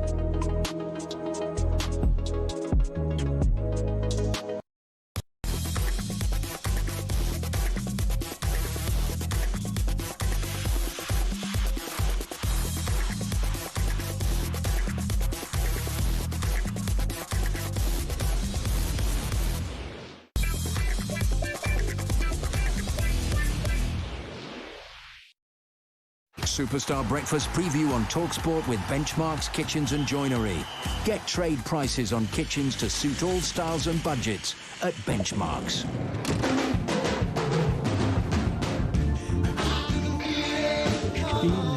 Coming in the air tonight. Oh Lord. Be a bit high for us, do you think, that one? I think Phil Collins. We took that one kind of relatively. Leave him, Pete. Leave him sing. Okay. All right, I'll do my best. This is talkSPORT Breakfast. It is 8:52. It's Friday the 17th of April. And we are here today with our good friends Arnold Clark and indeed the Coral Boys for the Ayr Grand National. It's the perfect time to upgrade your car. Get 2 years free servicing when you buy a used car in the upgrade event. It is definitely Ally and Dino with you this morning. We have got a massive final hour coming up for you. Arslan Invincible Lauren will join us. Very much looking forward to that. And someone told him what our names are before he comes on. Can we do that? You know, Ed, MD back in London. Could you please tell Lauren that we did play football? It's not Peter. Wasn't even Pete. It was Peter. Hey, do you know what? I've watched the master at work today. Yeah. I've tried to corner you about 4 times. Yes. I've tried to say they fixed the fixtures in Scotland. You said it. Oh, yeah. You said Bournemouth's a bigger club than Ipswich. Yeah. I've tried you on that one. Yeah. And the master wriggles out of it. See when you live somehow. up here, mate. See when you live up here. You wriggle out of it. You learn to. I learned to wriggle when I was 3. Let me tell you. Arslan Invincible Lauren will be joining us to discuss whether his former side can handle the title pressure. I bet they can, ahead of the showdown against City. What a game, though. What a game. Liverpool legend. Can't wait for this. Rush will be joining us to reflect on his side season, as well as looking ahead to a massive Merseyside derby in which he had a brilliant record.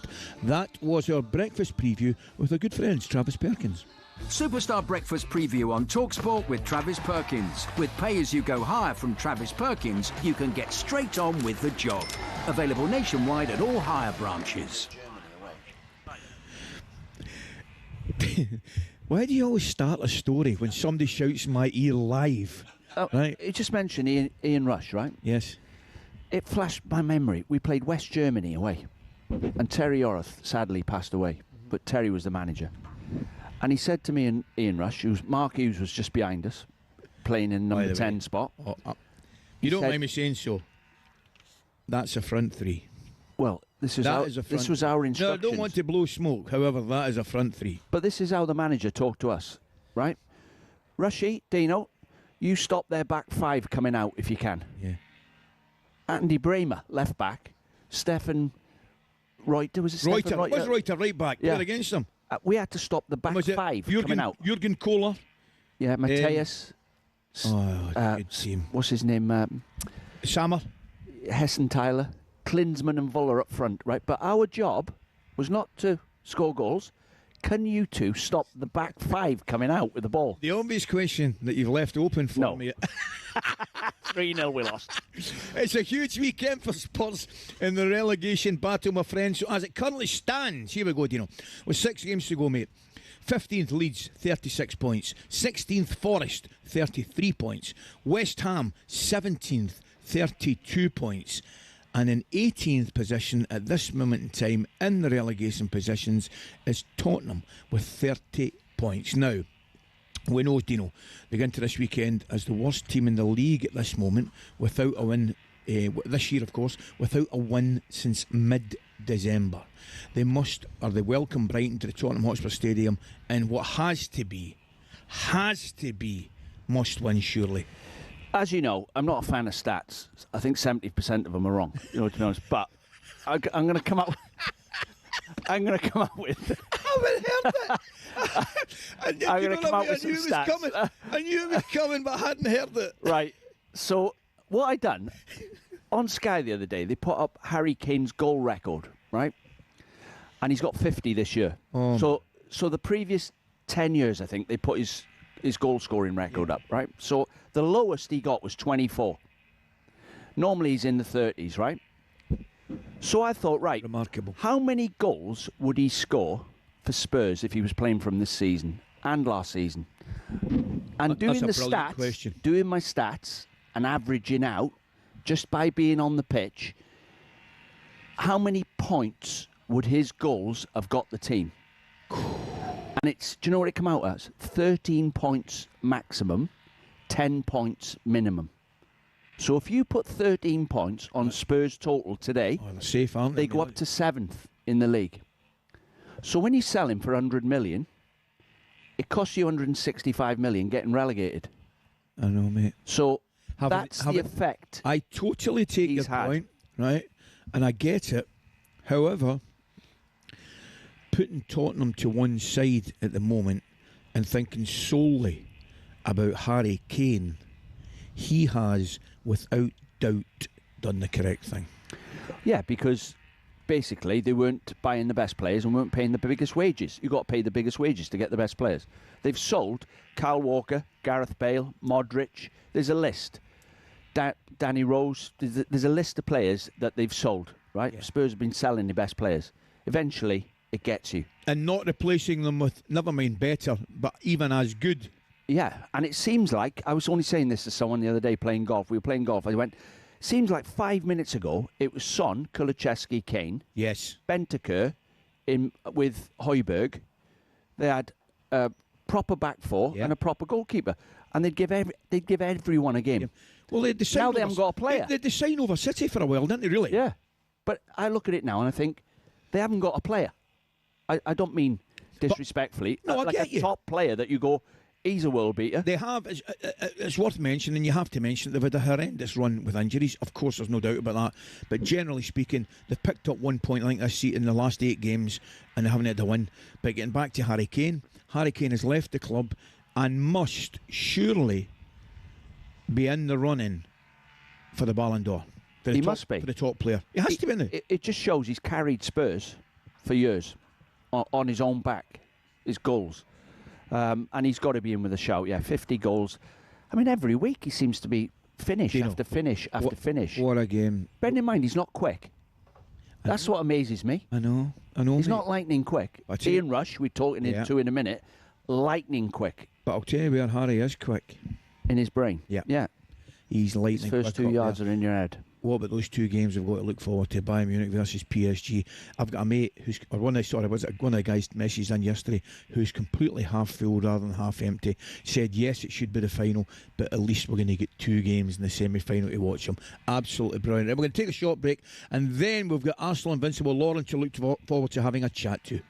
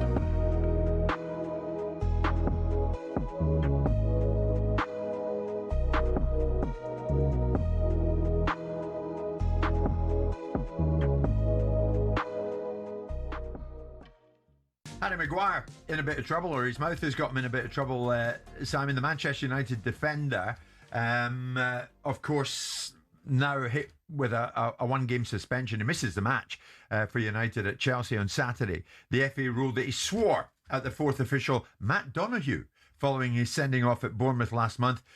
Maguire missed Monday's defeat to Leeds, serving the suspension for that red card, but he'll now be banned for an additional game. Now, on the language that was used, the FA's written reasons confirmed that the 4th official, Donoghue, claimed Maguire shouted as he left the field, "You're a joke. You're all an effing joke." Maguire insists he didn't insult the 4th official, instead claiming he said something along the lines of, "It's an effing joke." The independent commission sided with the 4th official. They actually asked for a 2-match ban, but in mitigation, which included Maguire's character, it meant they settled on 1. What's worse, Simon? Or did they get a character reference from the people in Mykonos?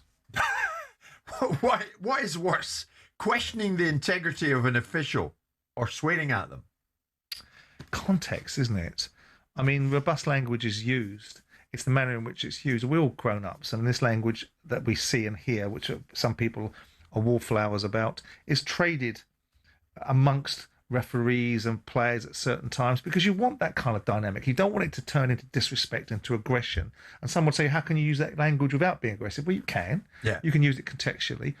But there's also this balance in my mind's eye, which I always want, which is the... Football fans all have stadiums we love. But do any of us have a pitch that we love? It might sound like an odd question, but pitches can be different sizes with big consequences. Why is that? And what are the actual rules? Back when association football started, pitches could be up to 100 metres wide and 200 metres long. That's longer than Ellen Road. Not the pitch, the stadium. Anyway, UEFA wanted a standard across Europe for international matches, which became 105 metres long and 68 metres wide. But some clubs had been rebels, not intentionally, but because of the stadiums. Take Highbury, for example. It was 5 metres shorter and a metre narrower, meaning away sides had a challenge to adjust. White Hart Lane was exactly the same. And actually, when Spurs temporarily moved to Wembley, they asked the FA to shorten the pitch. The FA, very offended by the sacrilegious suggestion, said no, which in fairness could have actually benefited Tottenham because when they moved into their shiny new stadium, the pitch was exactly the same size as Wembley's. Today, Forest pitch at the City Ground is a big one. It's 2 metres wider than any other pitch in the Premier League. But the smallest of all, Craven Cottage, just 100 metres long and 65 wide. No excuse for not tracking your man. There are a couple of crazy outliers in Europe too. At Napoli's home ground, the Stadio Diego Armando Maradona, the pitch is a whopping 110 metres long. At least they don't play on a slope like Newcastle do. There's a 2-metre incline on the pitch at St James's Park, and don't get me started on the old pitch at Yeovil too. It used to be a slant of 2 metres corner to corner and across the halfway line. So UEFA have their standards, so do the FA, but they do give pitches in England some wiggle room. Pitches can be anywhere between 90 and 120 metres long and between 45 and 90 metres wide. I mean, the rules state you can't have a square pitch, but in theory you could have one that's 91 metres long and 90 wide. Imagine rocking up to play a Sunday League game and the pitch is basically a square. So there are rules and regulations on sizes, with a UEFA standard that roughly everyone follows, but as we all know, size doesn't matter, does it?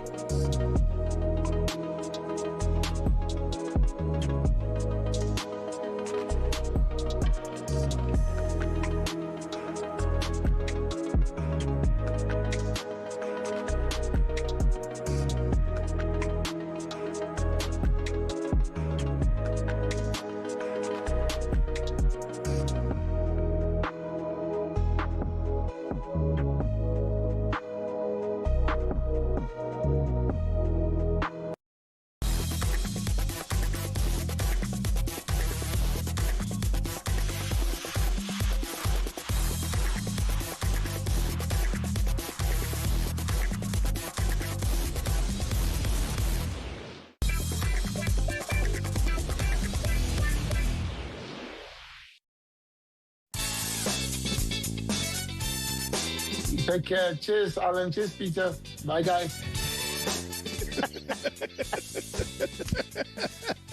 Do you know something? He never even said Pete. He followed it right through. Peter. Yeah, I mean, he's went the whole hog and put an R on the end of it. Yeah. So that's why I think he's got me down as Peter somebody rather than Pete somebody.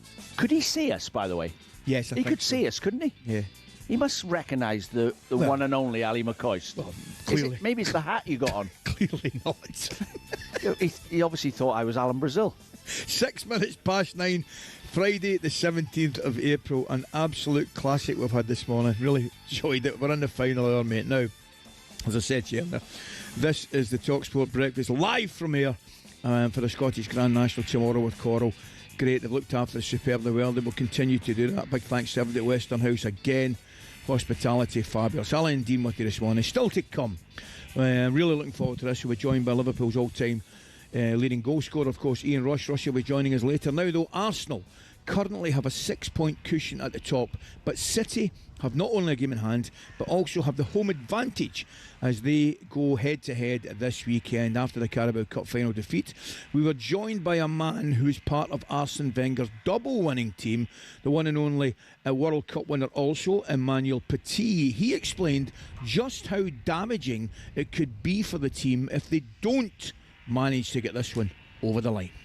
I want to keep my positivity, for Arsenal. I still believe that they are going to win the title at the end of the season. I'm not sure about the Champions League because they have top guns, as well. They have a proper way, to go until the semi-final, probably to the final. But I'm lucky to avoid, those big guns, Bayern Munich, things like this, Real Madrid. But for the FA Cup is something different. But for me, the most important actually is the Premier League because the gap, between the two teams, you definitely have to win it. Because if you don't, I think that would be unforgivable.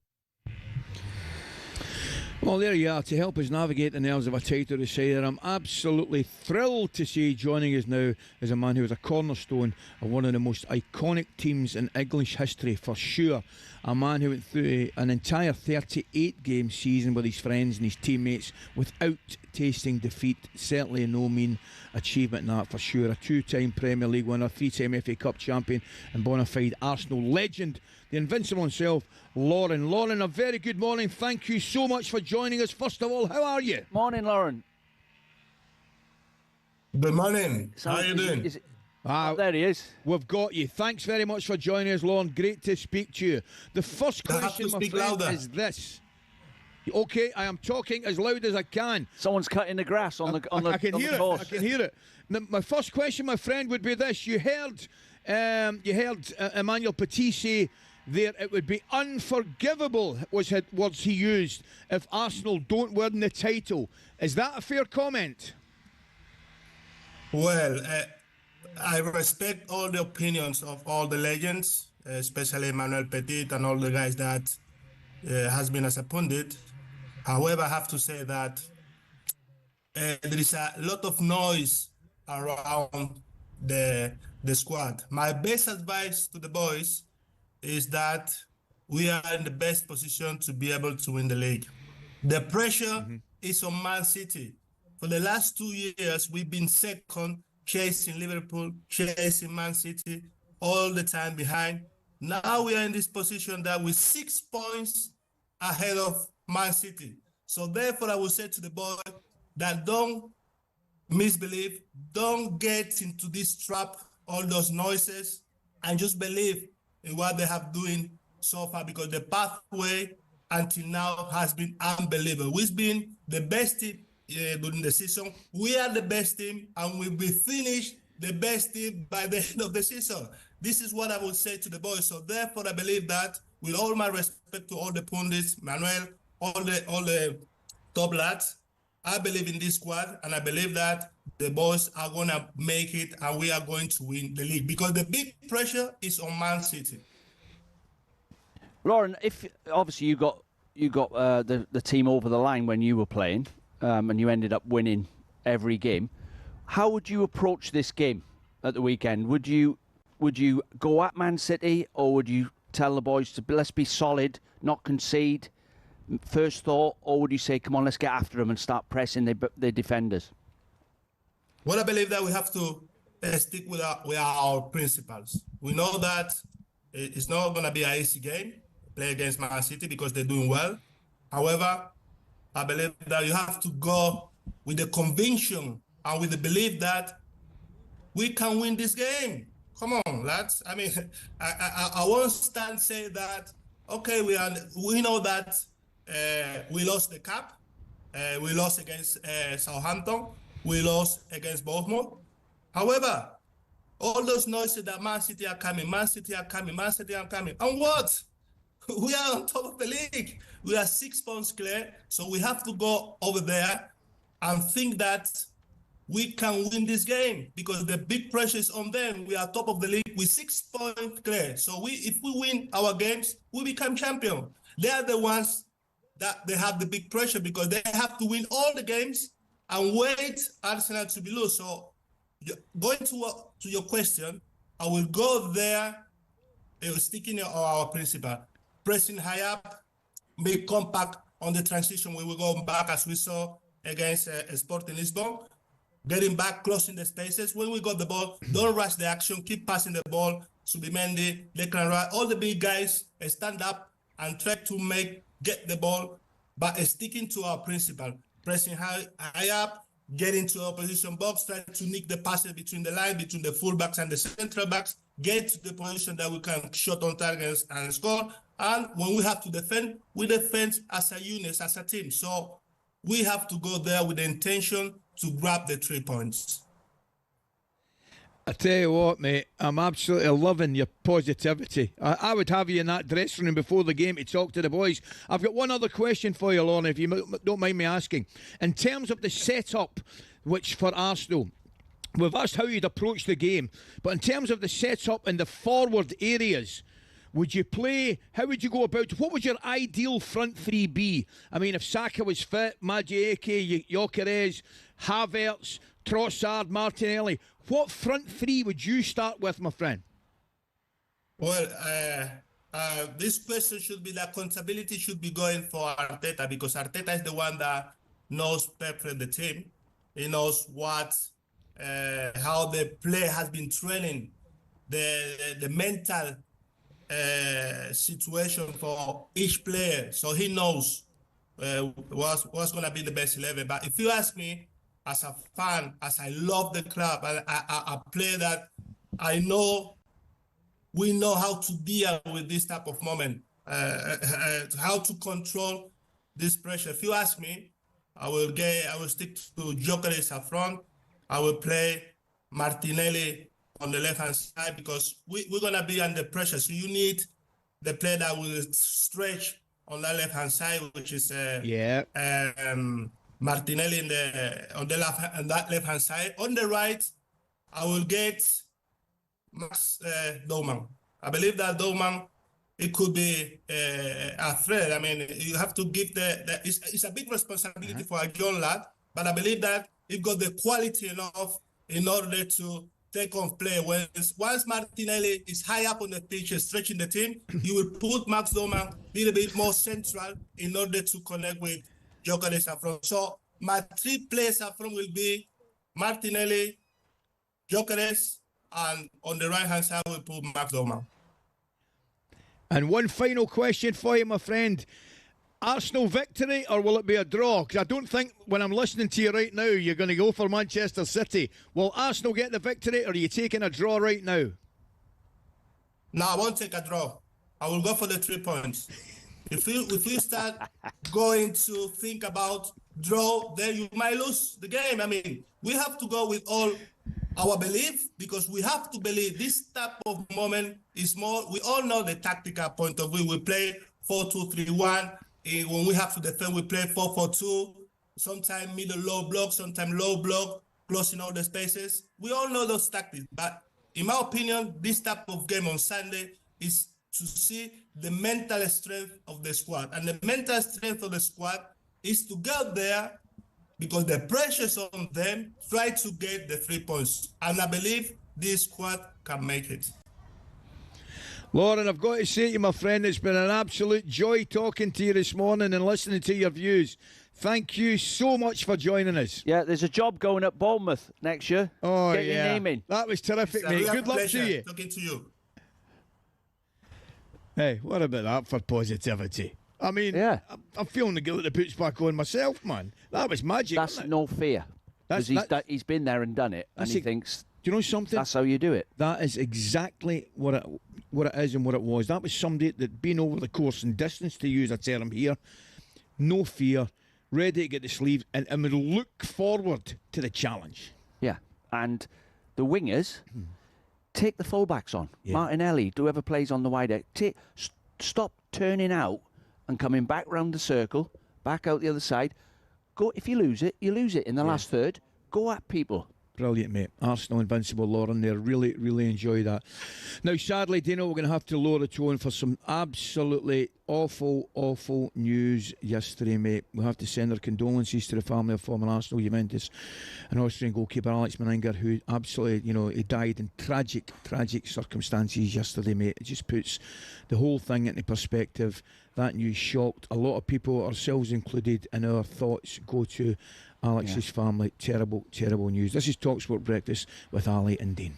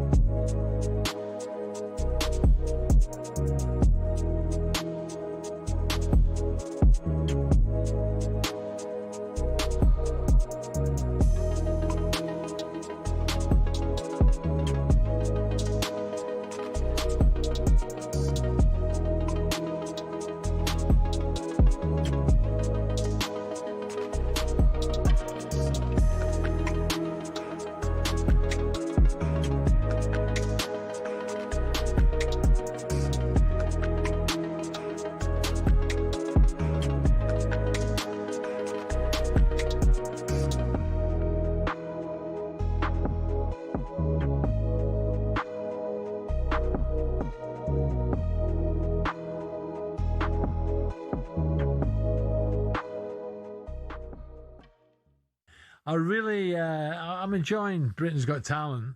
Are you more into? You've not hit your golden buzzer yet, have you? No, I have. I hit it for Rafferty. Yeah, I hit it for Rafferty, 16-year-old boy who gelled music and magic together. It was really sick. And like the last one, I watched one last night. I thought it was recording. The choir at the end were very good. The kids from Wales. Yeah, very good. We did the whole 6-7 thing. Do you even understand what that is? But you also I was going to say, you get some numpties on there as well. Oh, don't you you do, but what about the guy with the Scotch egg? He wants sectioned.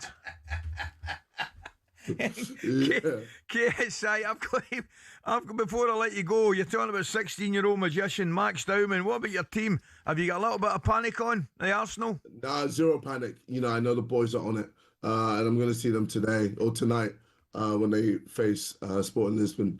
It's going to be a great game. You know, I'm excited to see them do their thing. You know, obviously with what the press do to Arsenal and some, you know, even with some fans and definitely everyone who aren't Arsenal fans, they put a lot of pressure on the team and they want the team to break, but they're stronger than that. And I know that this year is going to be different. So I'm excited to see them perform and, you know, do what they need to do to hopefully get a trophy this year.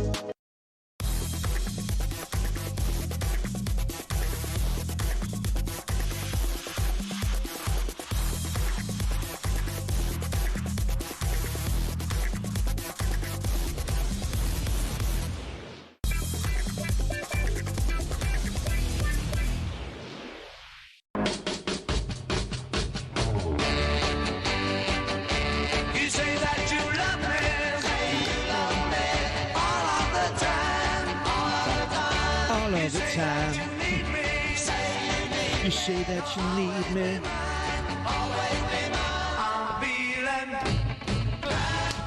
Right all over. Great song, isn't it? Palace. Yes. Come out to this, don't they? Absolutely brilliant song. 9:21, Friday the 17th of April. Peter and Alan with you this morning. This is talkSPORT Breakfast with Arnold Clark. Buy a used car and get a free 2-year service plan, plus get an extra £500 when you part exchange. Shop the upgrade event today. Right, a bit of glad all over there. The Palace players didn't just reach a European semi-final last night, they also hit the bright lights of Florence. Have a watch or a listen to this.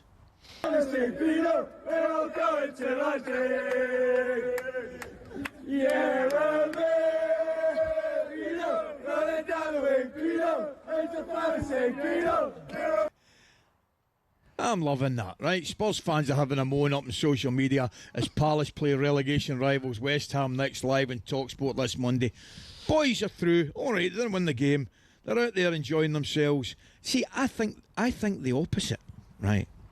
I think that for morale tells you that they are 100% together. Where are you in it? I agree, yeah. Sometimes it releases the stress they're under every week.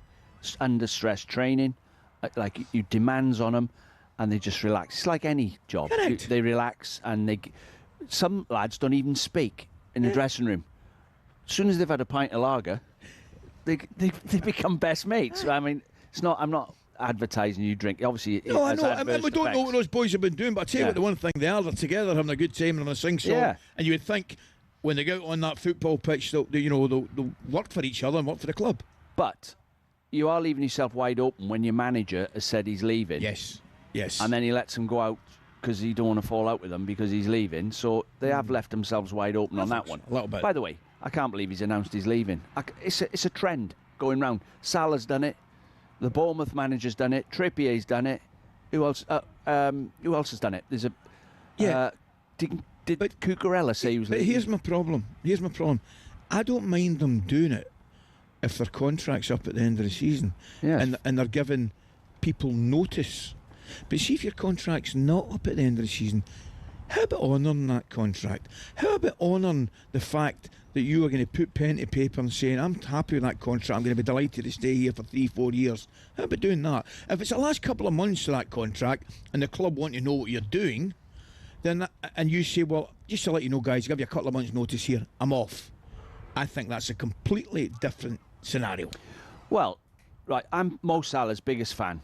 What a player, one of the best players ever to play for Liverpool, relentlessly consistent every season.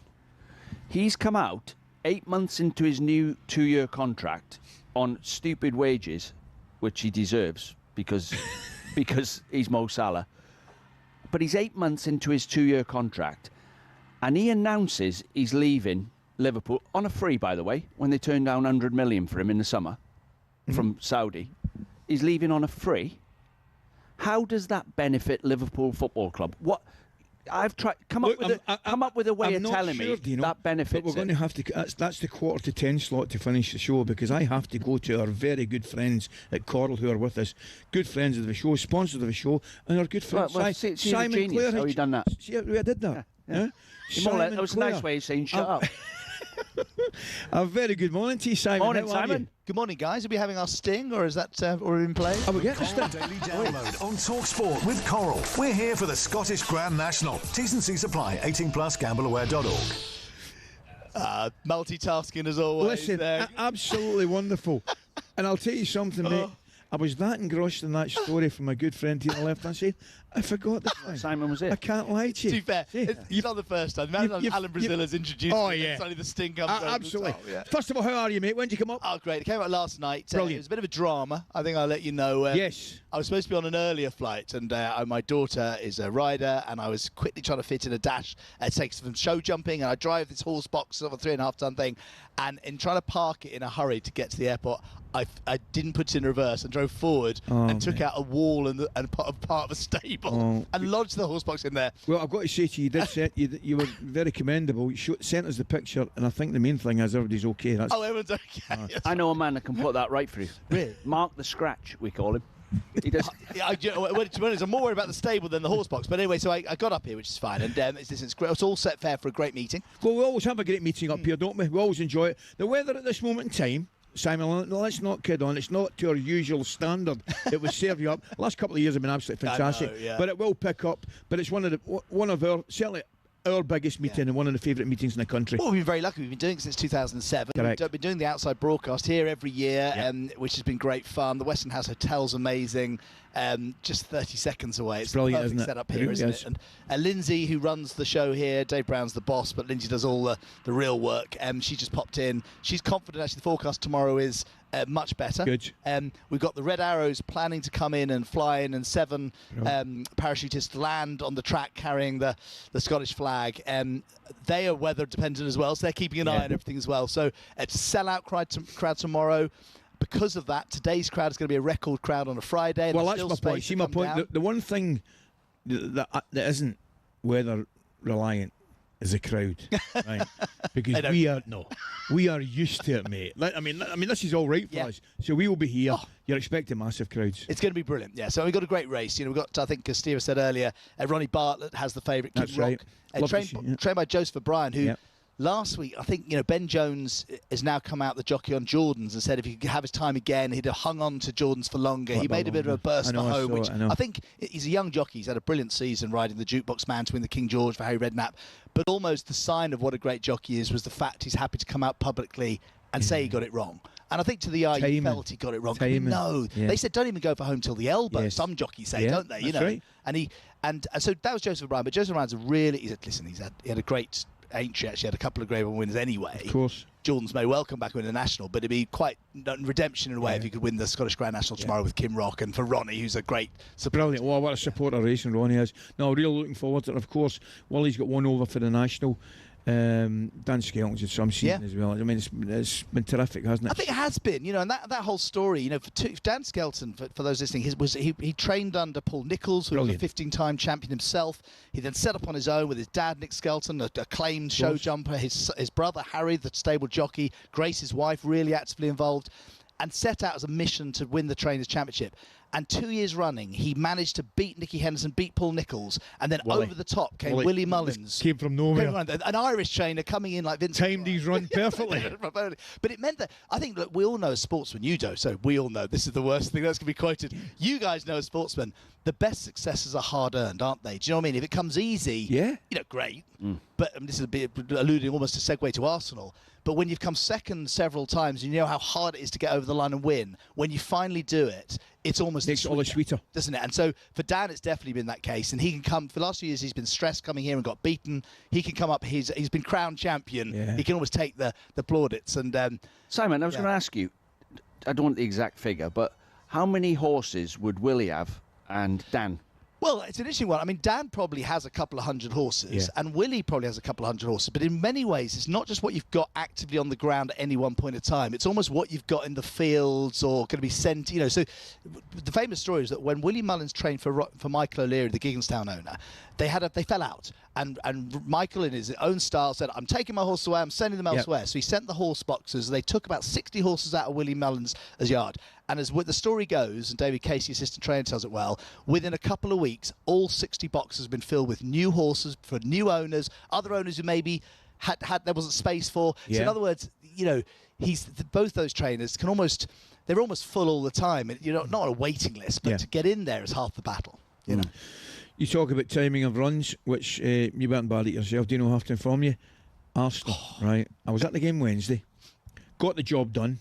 Most important thing, second semi-final of the Champions League. Brilliant, great achievement. But I tell you what, I'm watching it, Simon. It's just, I think it's a little bit of a concern. It's the best way to describe it. It's not the Arsenal of 2 or 3 months ago. No, I know, and it really starting to look a bit of a struggle. And I think, again, I'd be interested in your thoughts, because Arteta, when he does his media interviews, is cutting quite, an impressive figure the way he's saying, I'm not stressed, it's a challenge, it's an opportunity, and I love the way he should be. But I didn't get to listen to what Lauren was saying, but you were saying how inspired. What I'd love to see is evidence when the players are on the pitch, that they're playing with some degree of, let's say, no fear, confidence, swagger, even under pressure, because that was the sign of the old Invincible sides. They were always big enough that they did seem to relish those clashes with United. Whereas I thought against Sporting Lisbon, they kept giving the ball away. There's really lots of nerviness from very good players. It looked nervy. I thought they were like sitting ducks at one point in the game, to the point where 15 minutes to go, I had a bet on Sporting Lisbon to score. Yeah. And I thought it was coming. I messaged Ali. I said, this is all set up for trying to hang on to a 0-0 draw, and then a late goal, extra time penalties. You'd have made Sporting favourites, wouldn't you, in that way? And we've seen it before with Arsenal. And, I think a draw is good enough. I mean, the fear is Sunday is going to almost be a repeat performance. They're going to go there and try and get away with a 0-0 draw, aren't they? Let's just face it. I'm not sure they can. Do you not? No. Because stop United. Because see if that happens and they lose a goal, I think they're open to unbelievable criticism. Yeah. Far less criticism if they have a goal and lose a goal. Yeah. By the way, you study the games because you're commentating on them. So Man City, the last time they played them, they put 4 players in a line across the top of the pitch. Yeah, to stop them. And Arsenal carried on trying to playing it short. That's it. We just miss it out. Do you think they'll do it? Yeah, they have to. They've got to. They've got to go longer. That's why I think they will start with Gyökeres, because he's a bigger. If the accuracy from the goalkeeper, and he's very good, would have to be absolutely spot on if you try to drop into somebody's feet. Yeah. Whereas you can go a little bit longer to Gyökeres, and Just pick up the loose ball. Second ball. But at least everybody's in that half of the pitch. Yeah. And I mean, for all they have got the breaking potential, you still but we've got good pace at the back. You know, I think. The against Bournemouth, they were still trying to play it out too much. I mean, somebody made a good point. They're showing way too much bravery from goal kicks, and not enough bravery in the last. That's third a of the great pitch, point, isn't it? Arsenal. And you know the term I'm trying to make. They're going to have to make the game dirty. They're going to have to make it horrible. I don't mean flying into the bad tackles. You know what I mean? Just make it a nasty, ugly game. Don't self-destruct. Yes, exactly. What a game to look forward to. I'll just quickly shout the odds out. Of course, let's go. City are 4-5 to win the match. It's 11-4 the draw, 100-30 Arsenal. We'd take a draw, so it's effectively even money. And just a reminder, Arsenal fans, we are still 4-6 favourites to win the Premier League. It's 6-5 Man City. It's in our hands. A point will do. I'd like you guys. I'd love to try and nick an early goal and maybe win it.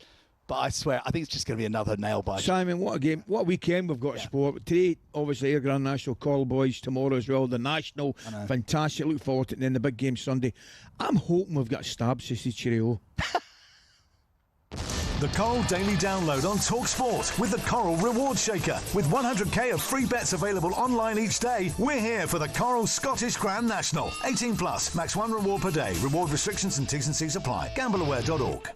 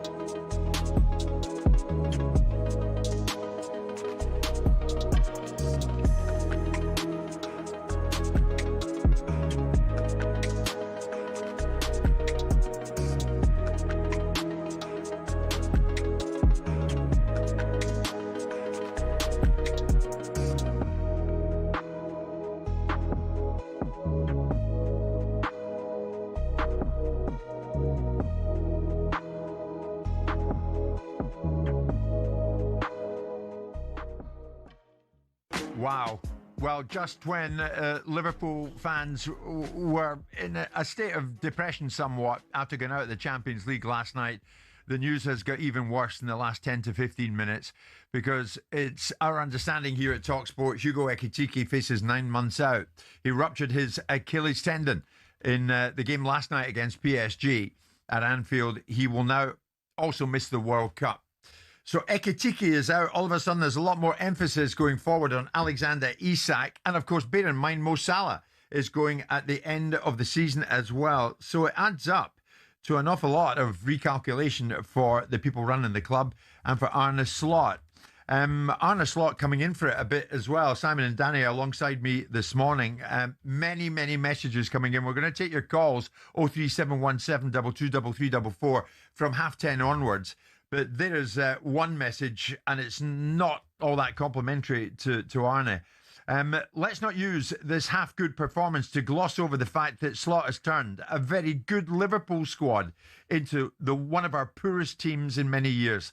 Slot's signings have been a disaster, and our whole season was thrown off course by the insane chasing to sign Isak, an injury-prone, overrated average striker, when we were desperate for a defender. Now, that's a Liverpool fan, Danny, who is laying it on. Every spring, sports fans in Europe come together to celebrate arguably rugby's biggest annual tournament, the Six Nations. But why is it the home nations, plus France and Italy, and no one else? It all started back in 1871 when Scotland beat England in the very first international rugby match. A few years later, when they could field a team, Wales decided they'd host England, and an idea was thought up. With Ireland keen, they formed the Home International Championship, which ran from 1883. In 1910, France was allowed to join, as they were developing into a serious rugby nation, and thus the Five Nations was born. France had an interesting history with the championship. They were actually booted out for paying their players in 1931, when the home nations were keen to keep it amateur. After World War II, though, France were let back in, but it remained a closed shop for more than 50 years. And when another country was let in, it was only really because the Five Nations hand had been forced.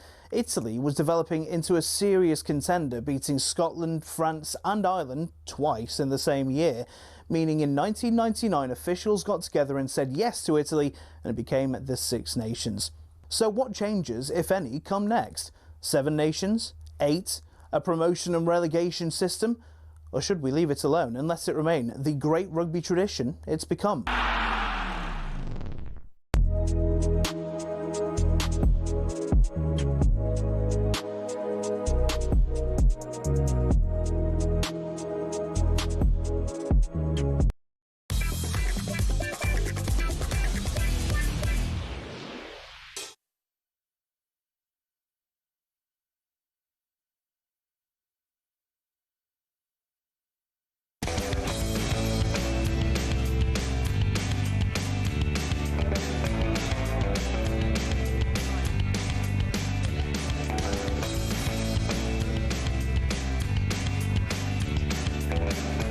Okay, what time have we got? It's 9:39, Friday the 17th of April. Run a little bit late there with that chat. Good chat there with the Coral Boy Simon. This is talkSPORT Breakfast. Ally and Dean with you this morning. Our next guest needs absolutely no introduction. However, we're going to give him it anyway. 5 league titles, 2 European Cups, 3 FA Cups, 5 League Cups, and Liverpool's all-time record goal scorer. It is, of course, Ian Rush. Morning, Rushy. How are you, mate? Rushy. Oh, no. I hate when that happens. What? Rushy, tell me you're there, mate. Please tell me you're there. Yes, I am there. Can you hear me? Oh, Yes. we've got you, Rushy. I'd have been devastated, mate. I've been building you up since 6 o'clock, mate. I thought you were going to hit me with heat-seeking custard pie there. Brilliant to have you on. First of all, how are you, mate? Yeah, I'm fine. Thanks, lads. Yeah, good.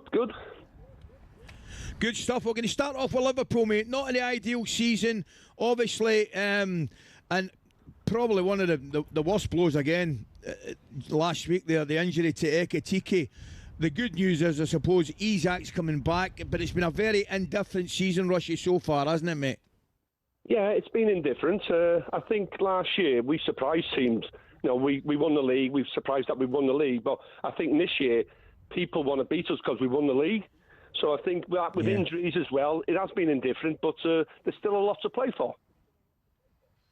Rushy, I was telling Ali about, obviously, the way you played football. I played with you a lot.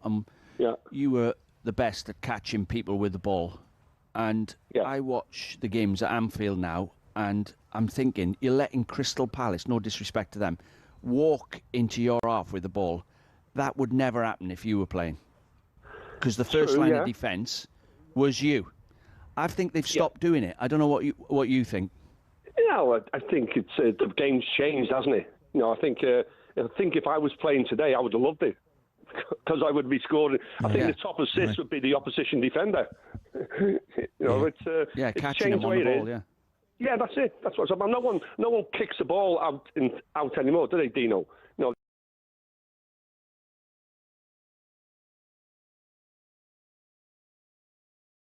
vulnerable at the back and then close them down. Yeah, I remember certain games in the dressing room. Say we played Spurs and they had a young centre-back playing. You would come to me in the dressing room before the game and say, you let him have the ball. Yeah. And once he gets it, we'll trap him into a corner where we end up nicking the ball off him. That's how we used to speak. I don't think they speak like that anymore. Well, probably not. I don't really know. But, I think there's a lot of individuals now, isn't it? I think when we were playing and all that, it was more of a team game. Even the manager, Suey now would tell us what to do. Then we would take it into our own hands. And I think what you have to do now, when we were playing, we sussed it out on the pitch. If you've got a football brain, you suss it out on the pitch, what's good and what's bad. And if they're doing something bad, then you try and expose that bad bit from them, from the opposition. Rushy, just a quick one, mate. Obviously, I mentioned the blow to Ekitike. That's a sore one. And Isak, probably delighted to see him back after the broken leg and the injury. What are you looking from Isak between now and the end of the season, mate? Well, I think he's going to be more ready for next season. I think now, because as you know, once you miss pre-season, you're playing catch-up all the time. So I'm glad he is back because he's most probably our proper number 9. We haven't had a proper number 9. Isak is a number 9, and I think maybe we've missed a number 9. And because people are playing in different positions, but I think with Isak, I think he's a proper number 9, and hopefully he'll use the next 6 games, hopefully to get him ready for next year. Rushy, turning the clock back 12 months, right? I remember, say, 10 months, say, when the season was about to start, and Liverpool had made all the signings and spent all that money on the players. There was 8 players slid out the door quietly that I don't think they realised how good they were. Yeah. But it's easy with hindsight. But at the time, I remember thinking, if they sign Isak now, that's it, they've won the league. I mean, I think everybody thought that. Can you believe how not, I don't say how bad it's gone, because they can still salvage it, but how underwhelming it's been? Yeah, I think everyone was thinking the same as you, Dino. You know, they made these signings, and well, you have to realise these top players, they might need a year or so to settle in. You know, with the expectations of Liverpool Football Club are very high, especially after them winning the league last season, and they make these signings. You think Liverpool are going to walk away with the league, but obviously it hasn't happened. So we've got to live with that, and just get on to. And the main thing now is to qualify for the Champions League. Rushy, tell me, mate, nobody knows this game at the weekend better than you, Merseyside derby, mate. But I'll tell you, extra tough. The job that Moyes done at Everton, I mean, they'll be looking, I think if they win the game, they can go 2 points behind Liverpool. The greatest respect, what a job he's doing, and what a season Everton are having. Oh, it's having a magnificent season. I was speaking to David last week at the Man City game, and you know what the job he's done there is incredible. No one was expecting Everton to do this, and you say it'll be their cup final on Sunday, 100% cup final. It's a new stadium. I don't know what the atmosphere will be like. It'll most probably be excellent, but. I know Moyes would be getting his lads ready, saying, if we can beat Liverpool, we're only 2 points behind them. But to even to get a chance at the Champions League just goes to show what a job David's done. Brilliant, mate. Looking forward to it. Can I get a prediction off you for the 2 games, the Merseyside derby and City Arsenal, mate? What are you thinking? I'm going 2-1 Liverpool, and I'll go 3-1 Man City. Brilliant, mate. Ooh. You're going with Dino on that one. I've taken a draw on that one. Rushy, great to speak to you, pal. Rushy. Thanks for taking the time to join us, mate. All the best. Cheers, lads. Take care. Cheers. You fancy City, don't you? I just think with Haaland in the team... I understand it, mate. I understand it. They find a way. Like, they either go... There's only 3 ways of playing football. You go outside a team, you go through a team, or you go over the top of a team. Yeah. The best teams work out which is on today.